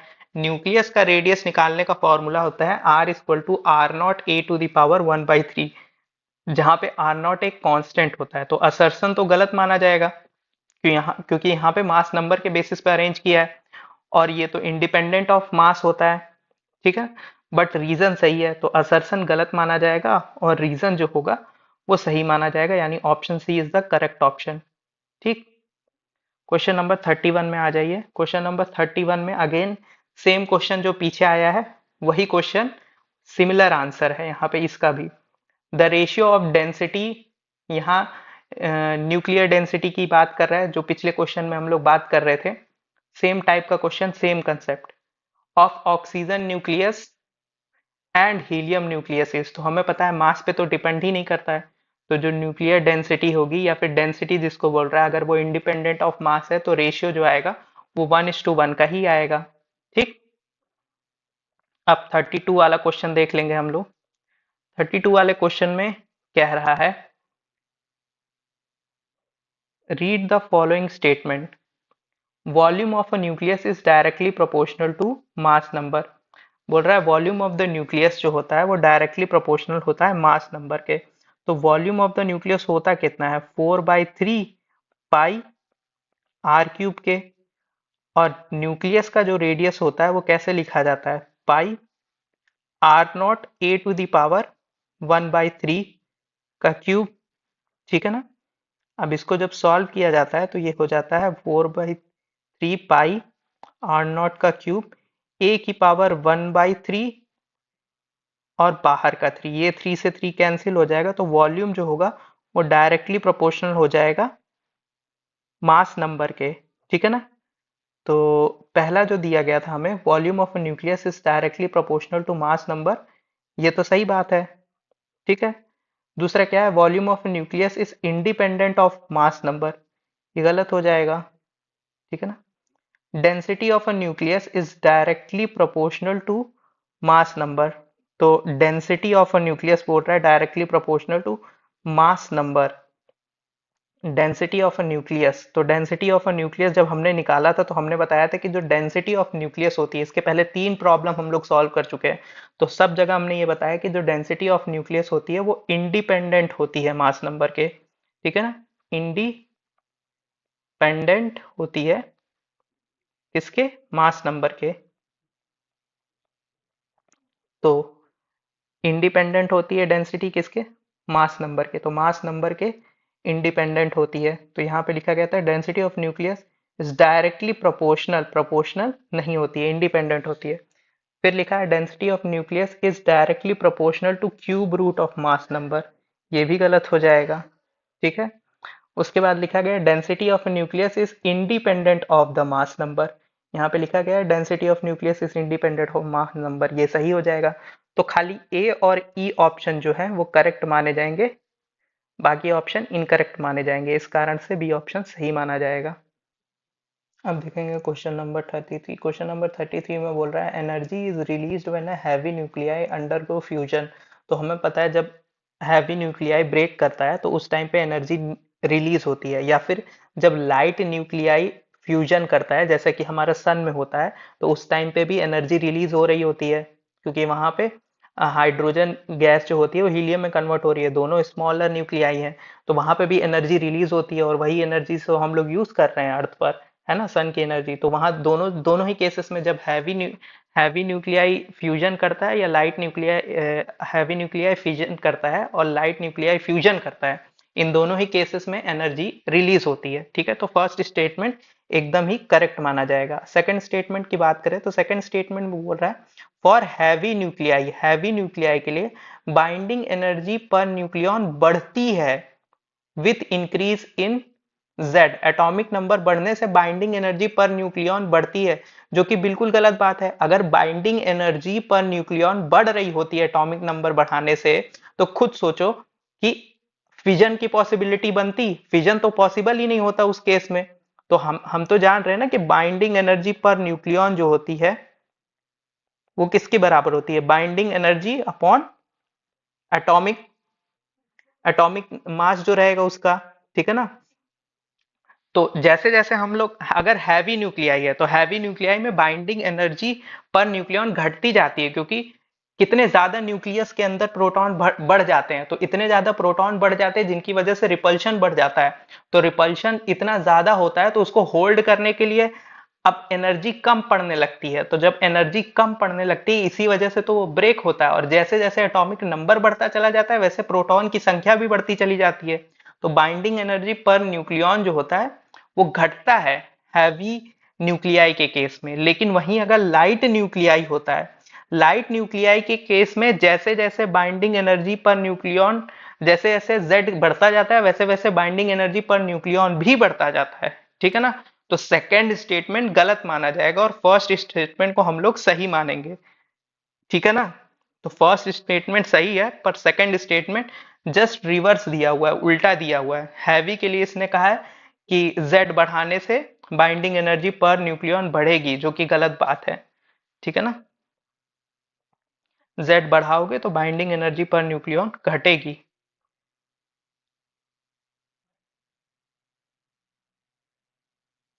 34 नंबर क्वेश्चन देख लेते हैं।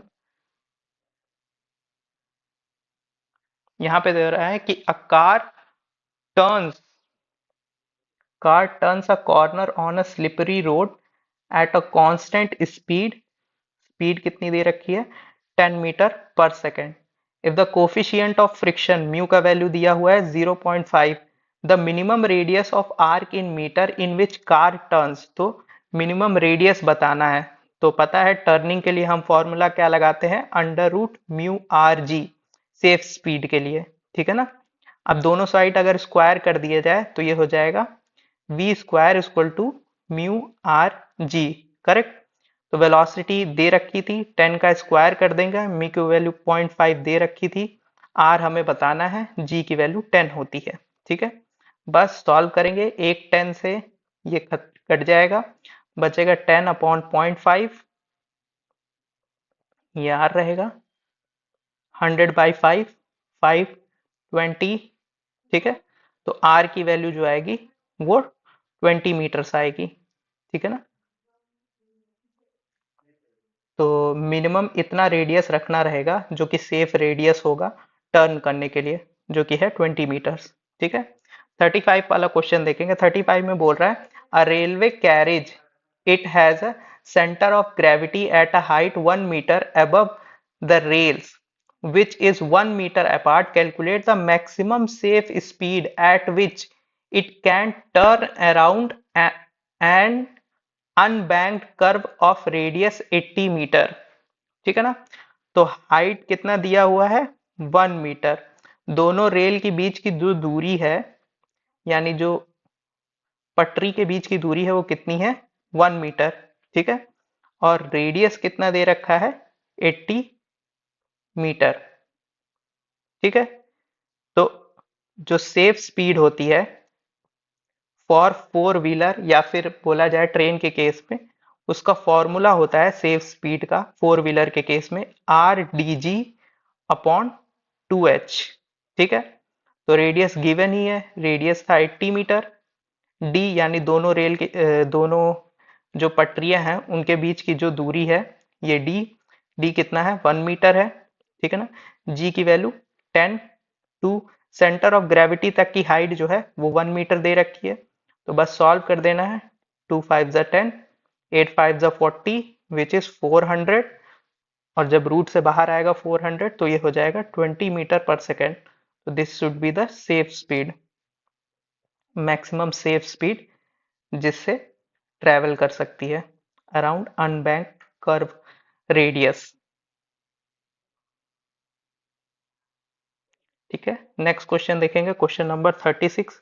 क्वेश्चन नंबर 36 में कह रहा है अ कर्व रोड जिसका curve road of 60 metre in radius, radius जो है 60 मीटर गिवन है, is banked to correct angle for a given speed. तो यहाँ पे बैंकिंग है, if the speed is to be double keeping the same banking angle, the radius of curvature of road should be change to.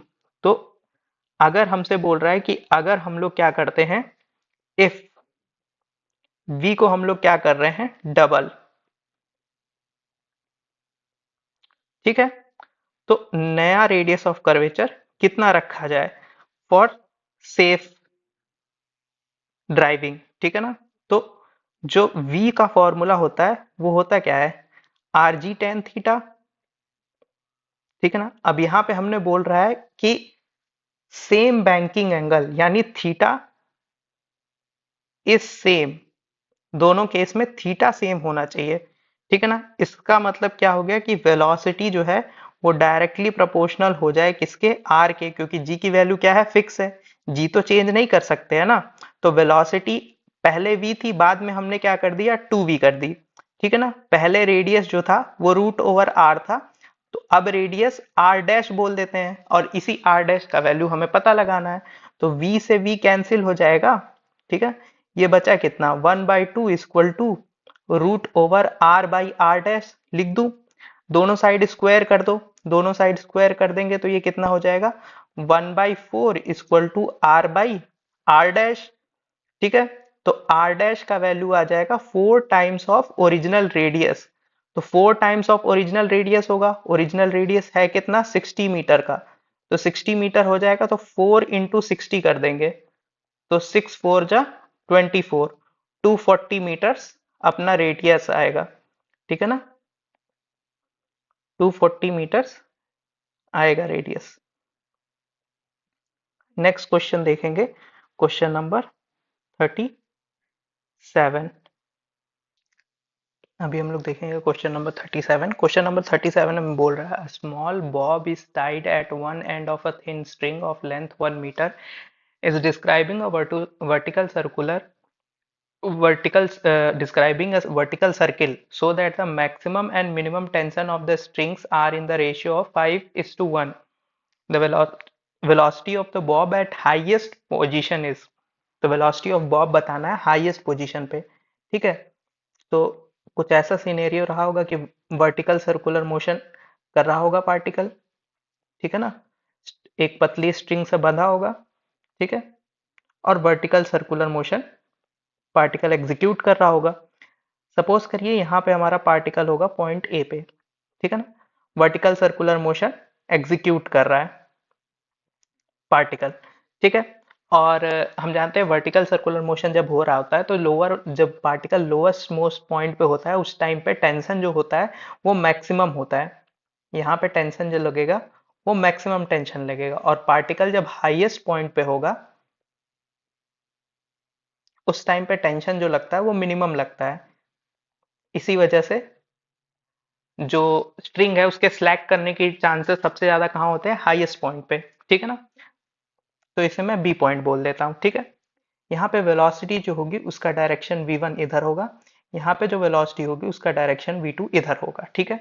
अब particle जब एकदम top most point पे होगा तो उस टाइम पे mg नीचे के साइड काम कर रहा होगा, ठीक है, और जब पार्टिकल एकदम बॉटम पे होगा तो उस टाइम पे mg तब भी नीचे काम कर रहा होगा, ठीक है। तो कुछ ऐसा सिनेरियो रहा होगा, ठीक। अब यहाँ पे क्वेश्चन पे गिवन क्या था, क्वेश्चन में मैक्सिमम एंड मिनिमम टेंशन जो है स्ट्रिंग में उसका रेशियो गिवन था, यानी T maximum upon T minimum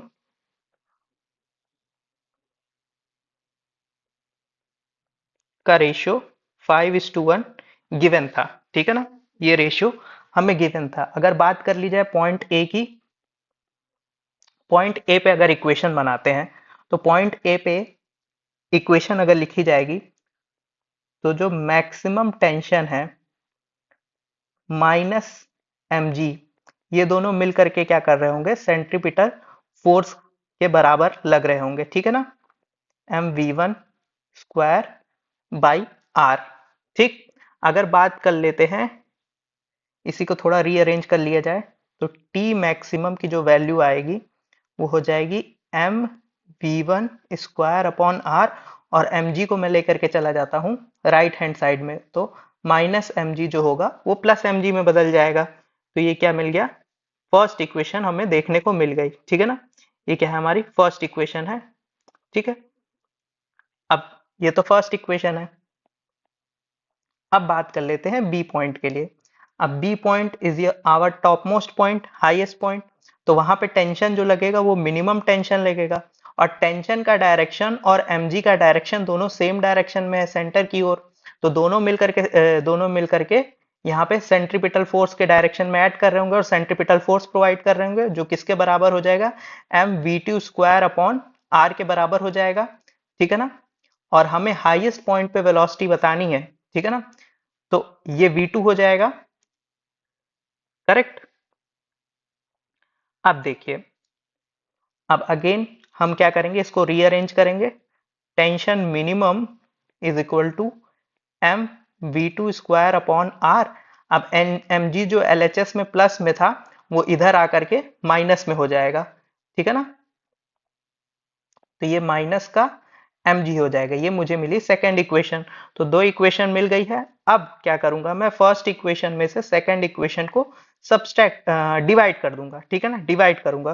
तो T max upon T minimum, ये किसके बराबर हो जाएगा, M V one square upon R plus M G upon M V two square upon R minus M G, ठीक है ना।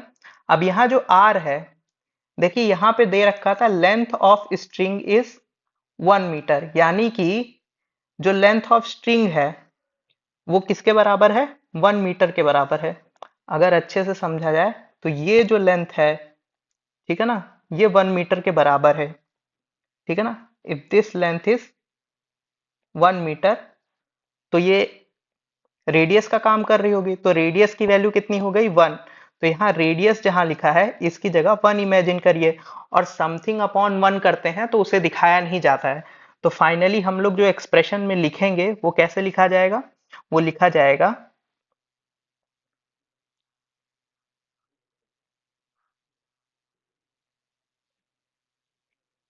तो टी मैक्स अपॉन टी मिन का रेशियो हमें दिया था क्वेश्चन में 5:1, तो इसका इस्तेमाल करेंगे यहाँ पे।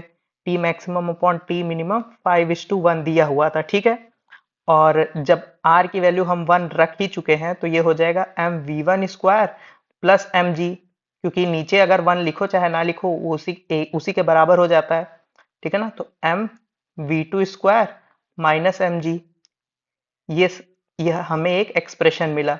अब यहाँ पे दिक्कत की बात यह है कि हमें v1 की वैल्यू नहीं पता है। अगर हमको v2 निकालना है यहाँ पे, अब देखिए हमारे पास नोन क्या क्या चीजें हैं, mg पता है हमको, ठीक, मतलब मास नहीं है पर मास इक्वेशन में कैंसिल हो जाएगा। हमें g का वैल्यू पता है, हमें टेंशन मैक्सिमम टेंशन मिनिमम का वैल्यू पता था, और हमें v2 का वैल्यू निकालना है और v1 का वैल्यू नहीं पता है। तो सबसे पहले मेरा क्या क्या एम होना चाहिए, एम ये होना चाहिए कि मुझे v1 की वैल्यू पता चल जाए कहीं से, तो प्रॉब्लम सॉल्व है, ठीक है ना। तो हमारा एम के हिसाब से हम क्या करेंगे, सबसे पहले निकालेंगे v1 की वैल्यू। तो उसके लिए एक पेज ऐड कर लिया जाए,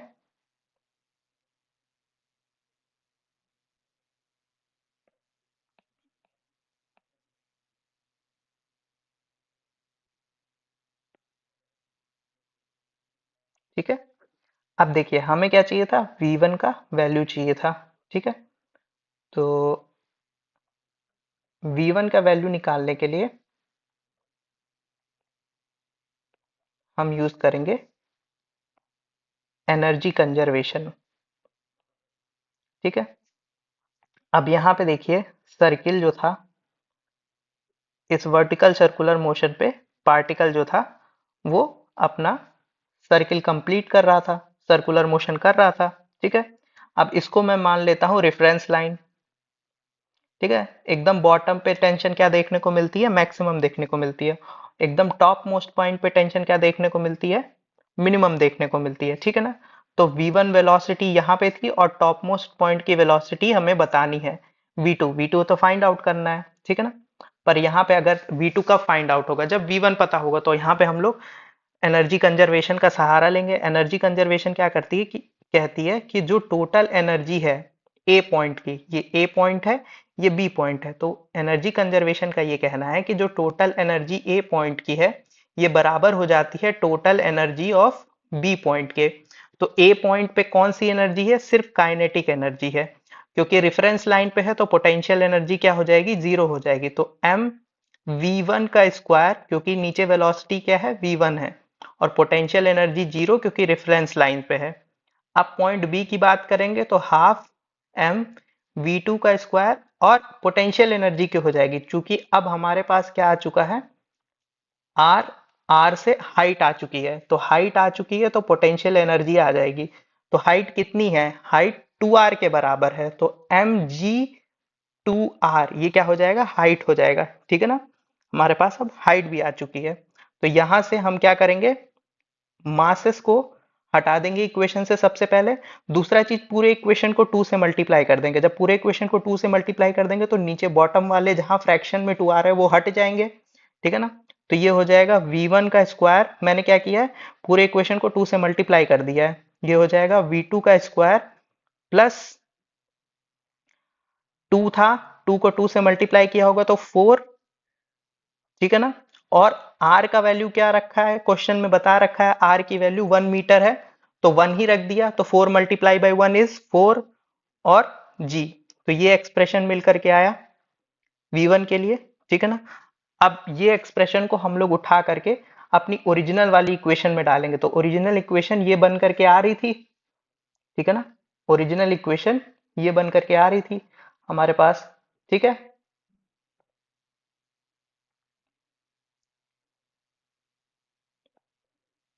अब इसी इक्वेशन में हम चीजों को रखना रखना शुरू करेंगे। ठीक है,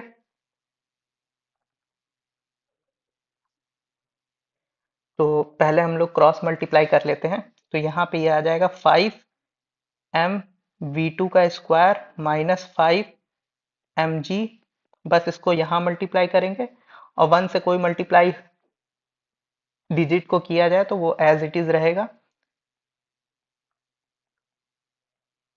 प्लस mg। ठीक है, अब ये एक्सप्रेशन हमारे पास आया है,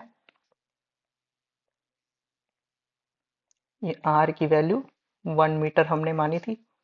अब क्या करते हैं, वेलोसिटीज वाले टर्म को एक साइड ले आ लेते हैं और mg वाले टर्म्स को एक साइड ले जा लेते हैं।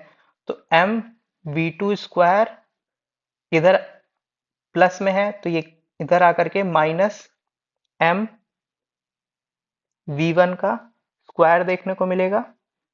ठीक है, और ये यहाँ माइनस में था, उधर जाकर के प्लस mg प्लस mg, ये हो जाएगा।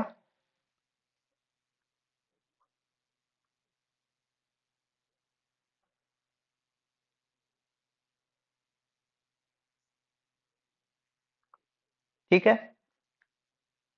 अब क्या करना है, v1 स्क्वायर की वैल्यू को यहाँ पुट कर देना है। ठीक है ना, v1 स्क्वायर की वैल्यू को यहाँ ला करके पुट कर देना है। तो जब v1 स्क्वायर की वैल्यू हम पुट करेंगे तो ये हो जाएगा 5 m v2 square minus m, ये थोड़ा बड़ा एक्सप्रेशन बनेगा, घबराना नहीं है इससे।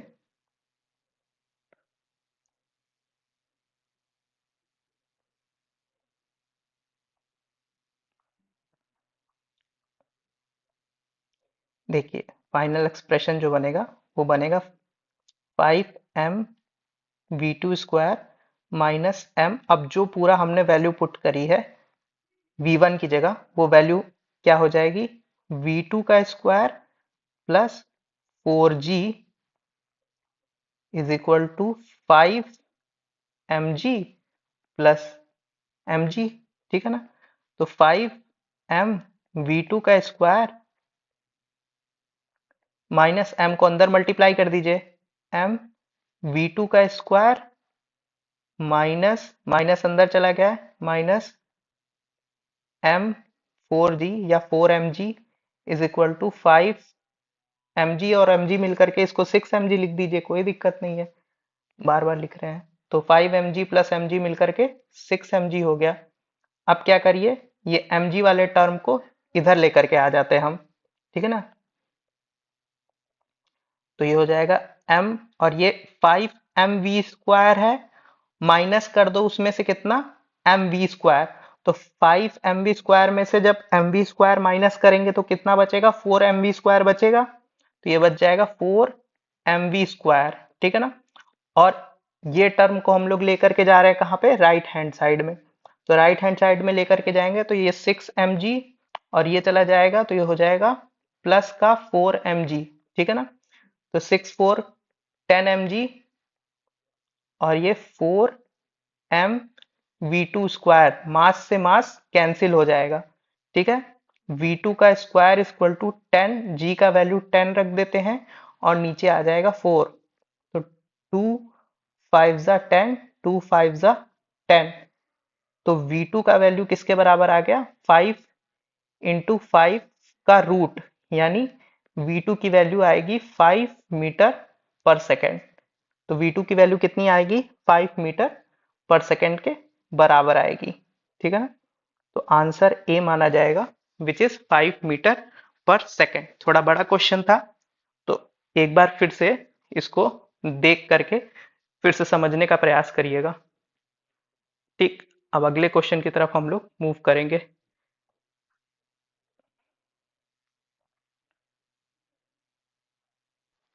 अब देखेंगे क्वेश्चन नंबर 38। क्वेश्चन नंबर 38 में बोल रहा है, a child of mass 5 kg is going going round a merry-go-round, takes one rotation in 3.1 second, radius of merry-go-round is 2 meter, centrifugal force on the child will be। तो हमें centrifugal force बताना है।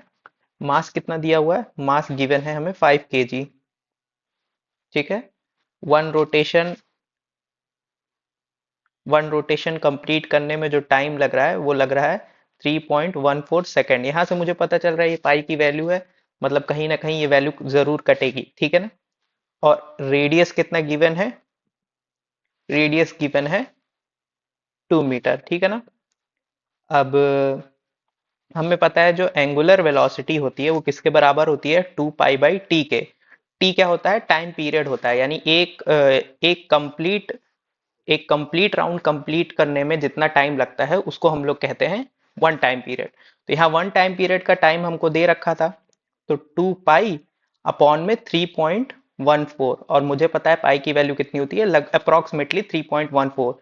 तो ये पाई से 3.14 कैंसिल हो जाएगा, तो जो एंगुलर वेलोसिटी आएगी वो कितनी आएगी, 2 रेडियन पर सेकेंड। एंगुलर वेलोसिटी आ गई। और लीनियर वेलोसिटी और एंगुलर वेलोसिटी के बीच में रिलेशन क्या होता है, linear velocity equal to R omega, ठीक है। ये रिलेशन होता है। तो रेडियस हमें 2 मीटर गिवन था और एंगुलर वेलोसिटी हमने निकाल ली है 2 रेडियन पर सेकेंड। तो लीनियर वेलोसिटी हमारे पास आ जाएगी 4 मीटर पर सेकेंड, ठीक है।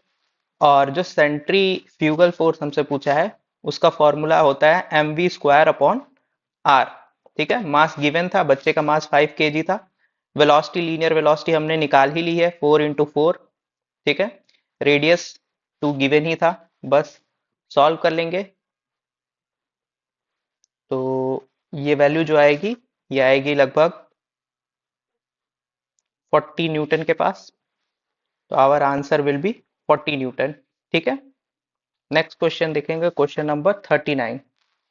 क्वेश्चन नंबर 39 में बोल रहा है, stone of mass m tied to a string and is whirled, मतलब घुमाया जा रहा है in a vertical circle with a uniform speed. Speed uniform है, यहाँ पे वेलोसिटी कभी भी सर्कुलर मोशन में वेलोसिटी जो होती है वो तो यूनिफॉर्म होती नहीं है, है ना। स्पीड यूनिफॉर्म है।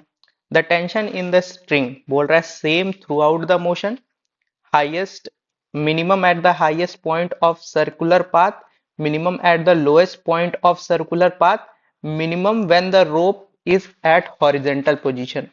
तो वैसे तो ये याद ही होना चाहिए कि जब कभी भी हम लोग वर्टिकल सर्कुलर मोशन की बात कर रहे होते हैं, उस समय पर उस समय पर जब पार्टिकल नीचे होता है तब टेंशन मैक्सिमम लग रहा होता है। टेंशन मैक्सिमम होता है और यहीं से रोप के टूटने के चांसेस ज्यादा होते हैं, और जब पार्टिकल एकदम टॉप पे होता है तो यहाँ पे टेंशन मिनिमम होता है। इसी वजह से रस्सी के स्लैक होने का कारण टॉप का रीजन बनता है, ठीक है ना। और टॉप पे हमको पता है टॉप पे टेंशन कैसे आता है। अगर टॉप पे टेंशन कैलकुलेट किया जाए तो टॉप में चूंकि रस्सी है, ठीक है ना, ये रस्सी होगी, रस्सी में टेंशन नीचे काम कर रहा होगा, ठीक है ना। और नीचे साइड और क्या लग रहा होगा, नीचे साइड mg भी काम कर रहा होगा, ठीक। तो अगर इक्वेशन लिखी जाएगी इसकी, तो टेंशन टॉप के लिए हम लोग क्या लिखेंगे, इसको बी पॉइंट बोल देता हूँ। तो टेंशन बी पॉइंट के लिए हम क्या लिख सकते हैं, mv² अपॉन आर लिख देते हैं। अब चूंकि दोनों सेम डायरेक्शन में थे तो यहाँ प्लस mg होता, और प्लस mg जब राइट साइड में आएगा तो यहाँ आकर के माइनस का mg बन जाएगा। सिमिलरली अगर बॉटम पे टेंशन की बात करेंगे तो टेंशन जो होगा वो सेंटर की तरफ काम कर रहा होगा, इस पॉइंट को ए बोल देते हैं, ठीक है ना। वही हमारा सेंट्रीपिटल फोर्स प्रोवाइड कर रहा होगा टेंशन, और नीचे के साइड mg काम कर रहा होगा, ठीक है ना। तो टेंशन ए पॉइंट के लिए लिखा जाएगा तो वो किसके बराबर हो जाएगा, mv² upon R plus mg। अब ये हो जाएगा, ठीक है ना, क्योंकि अपोजिट था, इधर राइट हैंड साइड में लेकर के आएंगे तो प्लस mg हो जाएगा। तो बॉटम पे मुझे क्या देखने को मिल रहा है, बॉटम पे मुझे देखने को मिल रहा है जो टेंशन बॉटम पे है वो ज्यादा है, क्योंकि उसमें mg एक्स्ट्रा ऐड कर रहे हैं, ठीक है ना। इस वजह से हम ये कह सकते हैं कि जो टेंशन बॉटम का है वो ज्यादा है compare to tension at top, ठीक है। तो इसीलिए यहाँ पे ऑप्शंस को अगर कंपेयर किया जाए तो यहाँ पे लिखा गया है minimum at the highest point, तो टेंशन मिनिमम देखने को मिलेगा हाईएस्ट पॉइंट पे, ठीक है ना। और मैक्सिमम अगर पूछा होता तो मैक्सिमम हमें बॉटम पॉइंट पे देखने को मिलता है, और अगर मिडिल में रहेगा तो यहाँ इंटरमीडिएट वैल्यू आएगी, ठीक है। तो अब अगले क्वेश्चन की तरफ बढ़ते हैं, question number 40।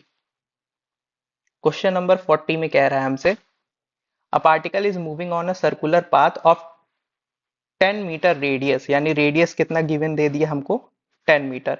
Eight any instant of time its speed, किसी इंस्टेंट पे स्पीड हमको दिया है 5 मीटर पर second, and the speed increases at the rate of 2 metre पर सेकेंड। तो स्पीड इंक्रीज कर रही है, ठीक है, विथ रेट ऑफ, मतलब बेसिकली dv बाई dt, यानी रेट चेंज कर रही है विथ 2 मीटर पर सेकेंड स्क्वायर, ठीक है। The magnitude of net acceleration at that instant, तो मैग्नीट्यूड ऑफ नेट एक्सिलरेशन बताना है हमको। अब यहाँ पे चूंकि क्या कहते हैं, स्पीड दे रखी है, स्पीड इंक्रीज भी कर रही है, तो अब यहाँ पे ये यूनिफॉर्म सर्कुलर मोशन ना होकर के नॉन यूनिफॉर्म सर्कुलर मोशन है, तो यहाँ पे टेंजेंशियल एक्सिलरेशन भी आएगा और सेंट्रीपिटल एक्सिलरेशन का भी कंसेप्ट आएगा। तो सबसे पहले सेंट्रीपिटल एक्सिलरेशन कैलकुलेट करते हैं। तो सेंट्रीपिटल एक्सिलरेशन कैसे आता है, v² बाई आर से। तो वेलोसिटी कितनी थी, 5 मीटर पर सेकेंड, तो 5 किसी इंस्टेंट पे हम लोग देख रहे हैं 5 इंटू 5, और रेडियस कितना था 10, ठीक है ना, 10 मीटर का था। तो ये वैल्यू हो जाएगी 5 2 जा 10 और 5/2, यानी ये आएगी 2.5। तो ये क्या आ गया, सेंट्रीपिटल एक्सिलरेशन आ गया। अब सेंट्रीपिटल एक्सिलरेशन आ गया, और टेंजेंशियल एक्सिलरेशन जो होगा वो किस रेट से वेलोसिटी चेंज हो रही है, वही तो हमारा क्या हो जाएगा, टेंजेंशियल एक्सिलरेशन, ठीक है। ये टेंजेंशियल एक्सिलरेशन हो जाएगा। तो अगर नेट एक्सिलरेशन चाहिए मुझे तो मैं क्या करूंगा, रूट ओवर टेंजेंशियल एक्सिलरेशन का स्क्वायर प्लस सेंट्रीपिटल एक्सिलरेशन का स्क्वायर, क्योंकि हमें पता है जब दो वेक्टर 90 डिग्री पे होते हैं, और मुझे पता है सेंट्रीपिटल जो होता है वो सेंटर की तरफ लगता है, सेंट्रीपिटल सेंटर की तरफ लगता है और टेंजेंशियल उससे 90 डिग्री पे लगता है। दोनों 90 डिग्री पे दो वेक्टर होते हैं तो उनका resultant root over first vector plus second vector, ऐसे हम लोग निकालते हैं। तो बस उसी लॉजिक से यहाँ पे भी हमने किया हुआ है। तो टेंजेंशियल के लिए हम लोग कर देंगे 2 का स्क्वायर प्लस 2.5 का स्क्वायर, ठीक है। ये हो जाएगा 4 प्लस 6.25 विच कम्स अराउंड 10.25। अब इसको सॉल्व करेंगे तो ये अप्रोक्सीमेटली 3.2 मीटर पर सेकेंड के आसपास आएगा, ठीक है ना, which is option number C, ठीक है। नेक्स्ट क्वेश्चन देखेंगे, क्वेश्चन नंबर 41। क्वेश्चन नंबर 41 में बोल रहा है a man carrying a monkey on his shoulder does cycling smoothly on a circular track of radius 9 metre completes 120 revolution in 3 minutes. Magnitude of centripetal acceleration of monkey is. तो magnitude of centripetal acceleration पूछा है, monkey का कितना होगा, ठीक है। अब देखते हैं गिवन इंफॉर्मेशन क्या थी। रेडियस हमें गिवन था कितना, 9 मीटर का, 9 मीटर का रेडियस गिवन था, और ये कह रहा था हमसे 120 रेवोल्यूशन कर रहा है कितने में, 3 मिनट्स में, ठीक है। तो पहले यहां से रेवोल्यूशन को हम लोग रेडियन पर सेकंड में लेकर के आते हैं, ठीक है ना। रेडियन पर सेकंड में लेकर के आने के लिए क्या करेंगे हम लोग, 120 को मल्टीप्लाई कर देंगे 2 पाई से, ठीक है। तो ये रेडियन में कन्वर्ट हो जाएगा, ठीक। और टाइम को 3 मिनट से हम लोग सेकंड में ले आने के लिए क्या करेंगे, 60 से मल्टीप्लाई कर देंगे। तो टाइम को 3 इंटू 60 से मल्टीप्लाई करेंगे तो टाइम सेकंड में आ जाएगा, 180 सेकंड्स में आ गया, ठीक है ना। उसके बाद सेंट्रीपिटल एक्सेलरेशन का फॉर्मूला होता है ओमेगा स्क्वायर आर, ठीक है। अब ओमेगा निकालना पड़ेगा, तो पहले एक्सेलरेशन निकालने से पहले हम ओमेगा निकाल लेते हैं। तो ओमेगा होता है थीटा बाई टी, यानी angular displacement upon time. Angular displacement हमने किस में निकाल रखा है, रेडियन में निकाल रखा है, ठीक है ना। एंगुलर डिस्प्लेसमेंट हमने रेडियन में निकाल रखा है यहां से,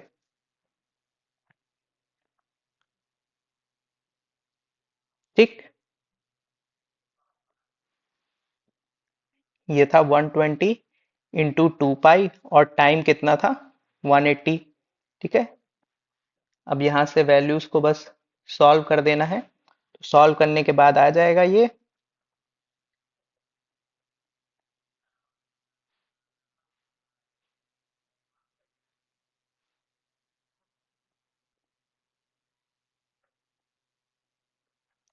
4/3 पाई, ठीक है। ये 4/3 पाई बचेगा।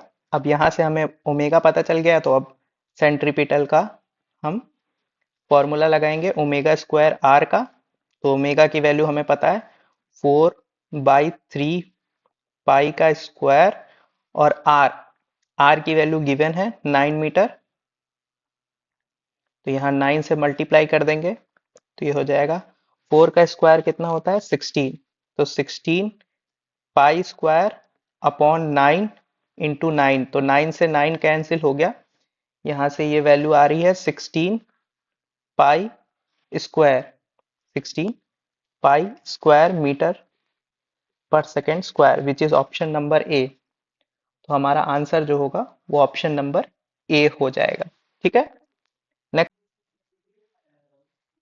अब यहाँ पे लिखा है particle is moving with the uniform speed in a circular path maintains. जब पार्टिकल मूव कर रहा होता है सर्किल में, ठीक है ना, जब पार्टिकल मूव कर रहा होता है सर्किल में, तो उस टाइम पे हमें क्या देखने को मिलता है, उस टाइम पे हम देखते हैं जब पार्टिकल सर्कुलर मोशन एग्जीक्यूट कर रहा होता है।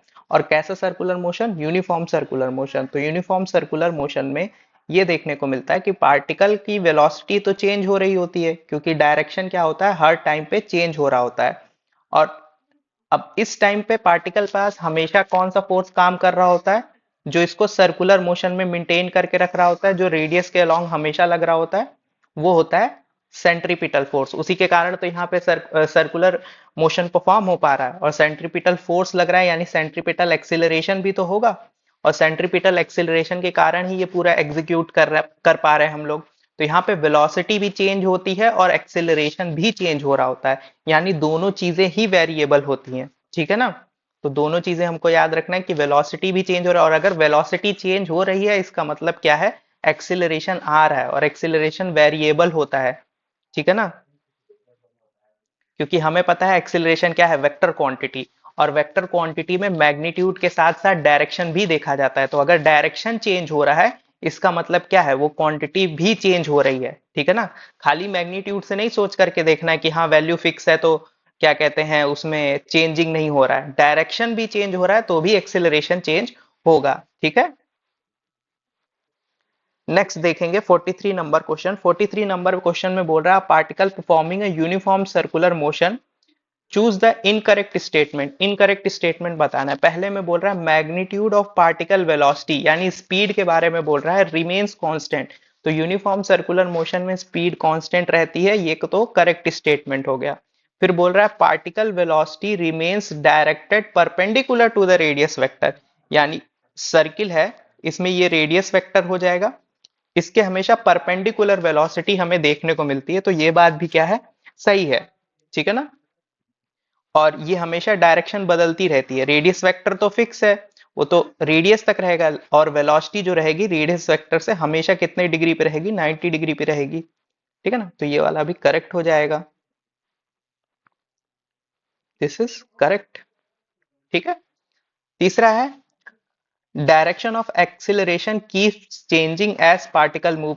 तो जैसे जैसे पार्टिकल मूव कर रहा है वैसे वैसे डायरेक्शन चेंज हो रही है, और वैसे वैसे डायरेक्शन चेंज हो रहा है तो वैसे वैसे एक्सिलरेशन भी चेंज होगा, क्योंकि एक्सिलरेशन क्या है, एक वेक्टर क्वांटिटी है, और वेक्टर क्वांटिटी में अगर डायरेक्शन चेंज होगा तो क्वांटिटी भी चेंज होती है, इस वजह से एक्सिलरेशन भी चेंज होगा, ठीक है ना। तो ये चीज हमको ध्यान रखना है कि एक्सिलरेशन भी चेंज हो रहा है, क्योंकि यहाँ पे सेंट्रीपिटल एक्सिलरेशन तो काम कर रहा है ना सेंटर की तरफ, तो वो भी चेंज हो रहा है, यानी ये बात भी सही हो जाएगी। लास्ट है हमारा magnitude of acceleration does not remain constant.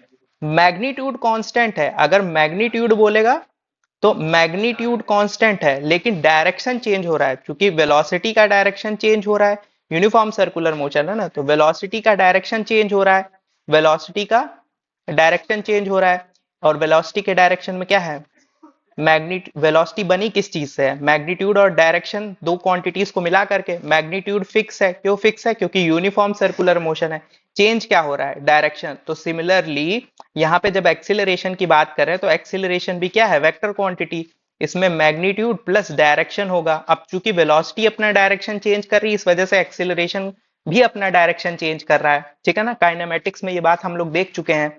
और यहाँ पे फिक्स क्या है, मैग्नीट्यूड जो है वो फिक्स है, और ऑप्शन में क्या किया है, does not remain constant, magnitude does not remain constant, जो कि इनकरेक्ट बात है, यानी यही हमारा क्या हो जाएगा, सही ऑप्शन माना जाएगा, ठीक है। 44 नंबर क्वेश्चन देखेंगे। 44 नंबर क्वेश्चन में बोल रहा है in uniform circular motion the angle between velocity and acceleration, velocity और एक्सिलरेशन के बीच में कितना एंगल हमें देखने को मिलता है, ठीक है। तो जब कभी भी पार्टिकल एग्जीक्यूट कर रहा होता है सर्कुलर मोशन, तो हमें देखने को मिलता है कि सेंटर की तरफ लगने वाला फोर्स होता है सेंट्रीपिटल फोर्स, और उसके सेंटर की तरफ लगने वाला एक्सिलरेशन होता है हमारा सेंट्रीपिटल एक्सिलरेशन। अगर यूनिफॉर्म सर्कुलर मोशन हो रहा है और तो बाकी एक्सिलरेशन को हम लोग उस टाइम पे नहीं स्टडी करते हैं, ठीक है ना, क्योंकि टेंजेंशियल एक्सिलरेशन उस टाइम पे काम नहीं कर रहा होता है, और वेलोसिटी जो होती है वो टेंजेंट के अलोंग काम कर रही होती है, इसी वजह से एक्सिलरेशन और वेलोसिटी के बीच में जो एंगल आता है वो 90 डिग्री का आता है, ठीक है ना। दोनों के बीच में एंगल जो होता है वो 90 डिग्री का होता है, जिसकी वजह से ऑप्शन डी करेक्ट माना जाएगा। फिर 45 वाले पे आ जाते हैं। 45 वाले में बोल रहा है रेडियो एक्टिव एलिमेंट है, ठीक है ना, डीकेस इनटू, एक्स एलिमेंट था, वाई में डीके हुआ है, the number of beta particle emitted, तो कितने बीटा पार्टिकल इसमें से एमिट हुए हैं, ठीक है, number of beta particle emitted. तो ये क्वेश्चन थोड़ा सा अच्छा क्वेश्चन हो जाएगा। क्यों अच्छा क्वेश्चन हो जाएगा, क्योंकि देखिए जब कभी भी बीटा पार्टिकल एमिट होने की बात होगी, बीटा पार्टिकल एमिट होने की बात होगी, तो यहां से सिर्फ हमको ये नहीं देखना है कि बीटा पार्टिकल में नीचे साइड जो नंबर्स होते थे वो सेम रहते थे, पर यहाँ नीचे के भी नंबर क्या हो रहे हैं, चेंज हो रहा है, इसका मतलब अल्फा डीके भी हुई होगी, सिर्फ बीटा डीके नहीं हुआ है, यहाँ अल्फा डीके भी हुआ होगा और बीटा डीके भी हुआ होगा, ठीक है ना। तो देख लेते हैं कितने अल्फा डीके हुए होंगे।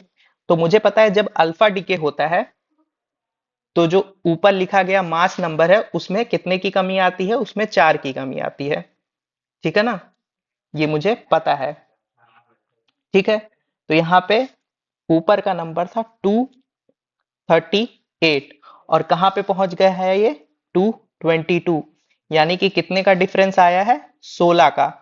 तो एक बार अल्फा डिके होता है तो 4 से कम होता है, विच मीन्स 4 टाइम क्या हुआ होगा, अल्फा डिके हुआ होगा, 4 अल्फा डीके हुआ होगा।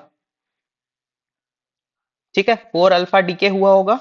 ठीक, अगर 4 अल्फा डीके होता है, अल्फा डीके में ऊपर 4 से कम होता है और नीचे 2 से कम होता है, तो नीचे 2 से कम होता है तो 90 और कितने अल्फा डीके हुए हैं, अल्फा डीके 4 हुए हैं, तो अल्फा डीके 4 हुए हैं और कितने से घटता है, 2 से घटता है, तो मल्टीप्लाई कर देंगे हम 2 से।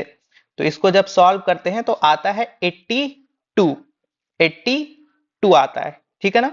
अब हमें क्या पता करना था, number of beta particles emitted are, number of beta particle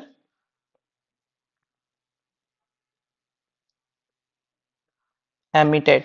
तो number of beta particle emitted की अगर बात करी जाए यहाँ पे, तो नंबर ऑफ बीटा पार्टिकल कैसे पता चलता है, तो वहां पे होता है कि जो एटॉमिक नंबर होता है उसमें एक ऐड कर देते हैं। तो 82 में एक ऐड करिए तो कितना आएगा 83। और क्या हमारा नंबर y का जो कि बॉटम पे लिखा गया है, जो एटॉमिक नंबर है, क्या वो 83 है? हाँ 83 है। यानी कितने बीटा पार्टिकल एमिटेड हुए होंगे, एक, एक बीटा पार्टिकल एमिट हुआ होगा। ठीक है ना।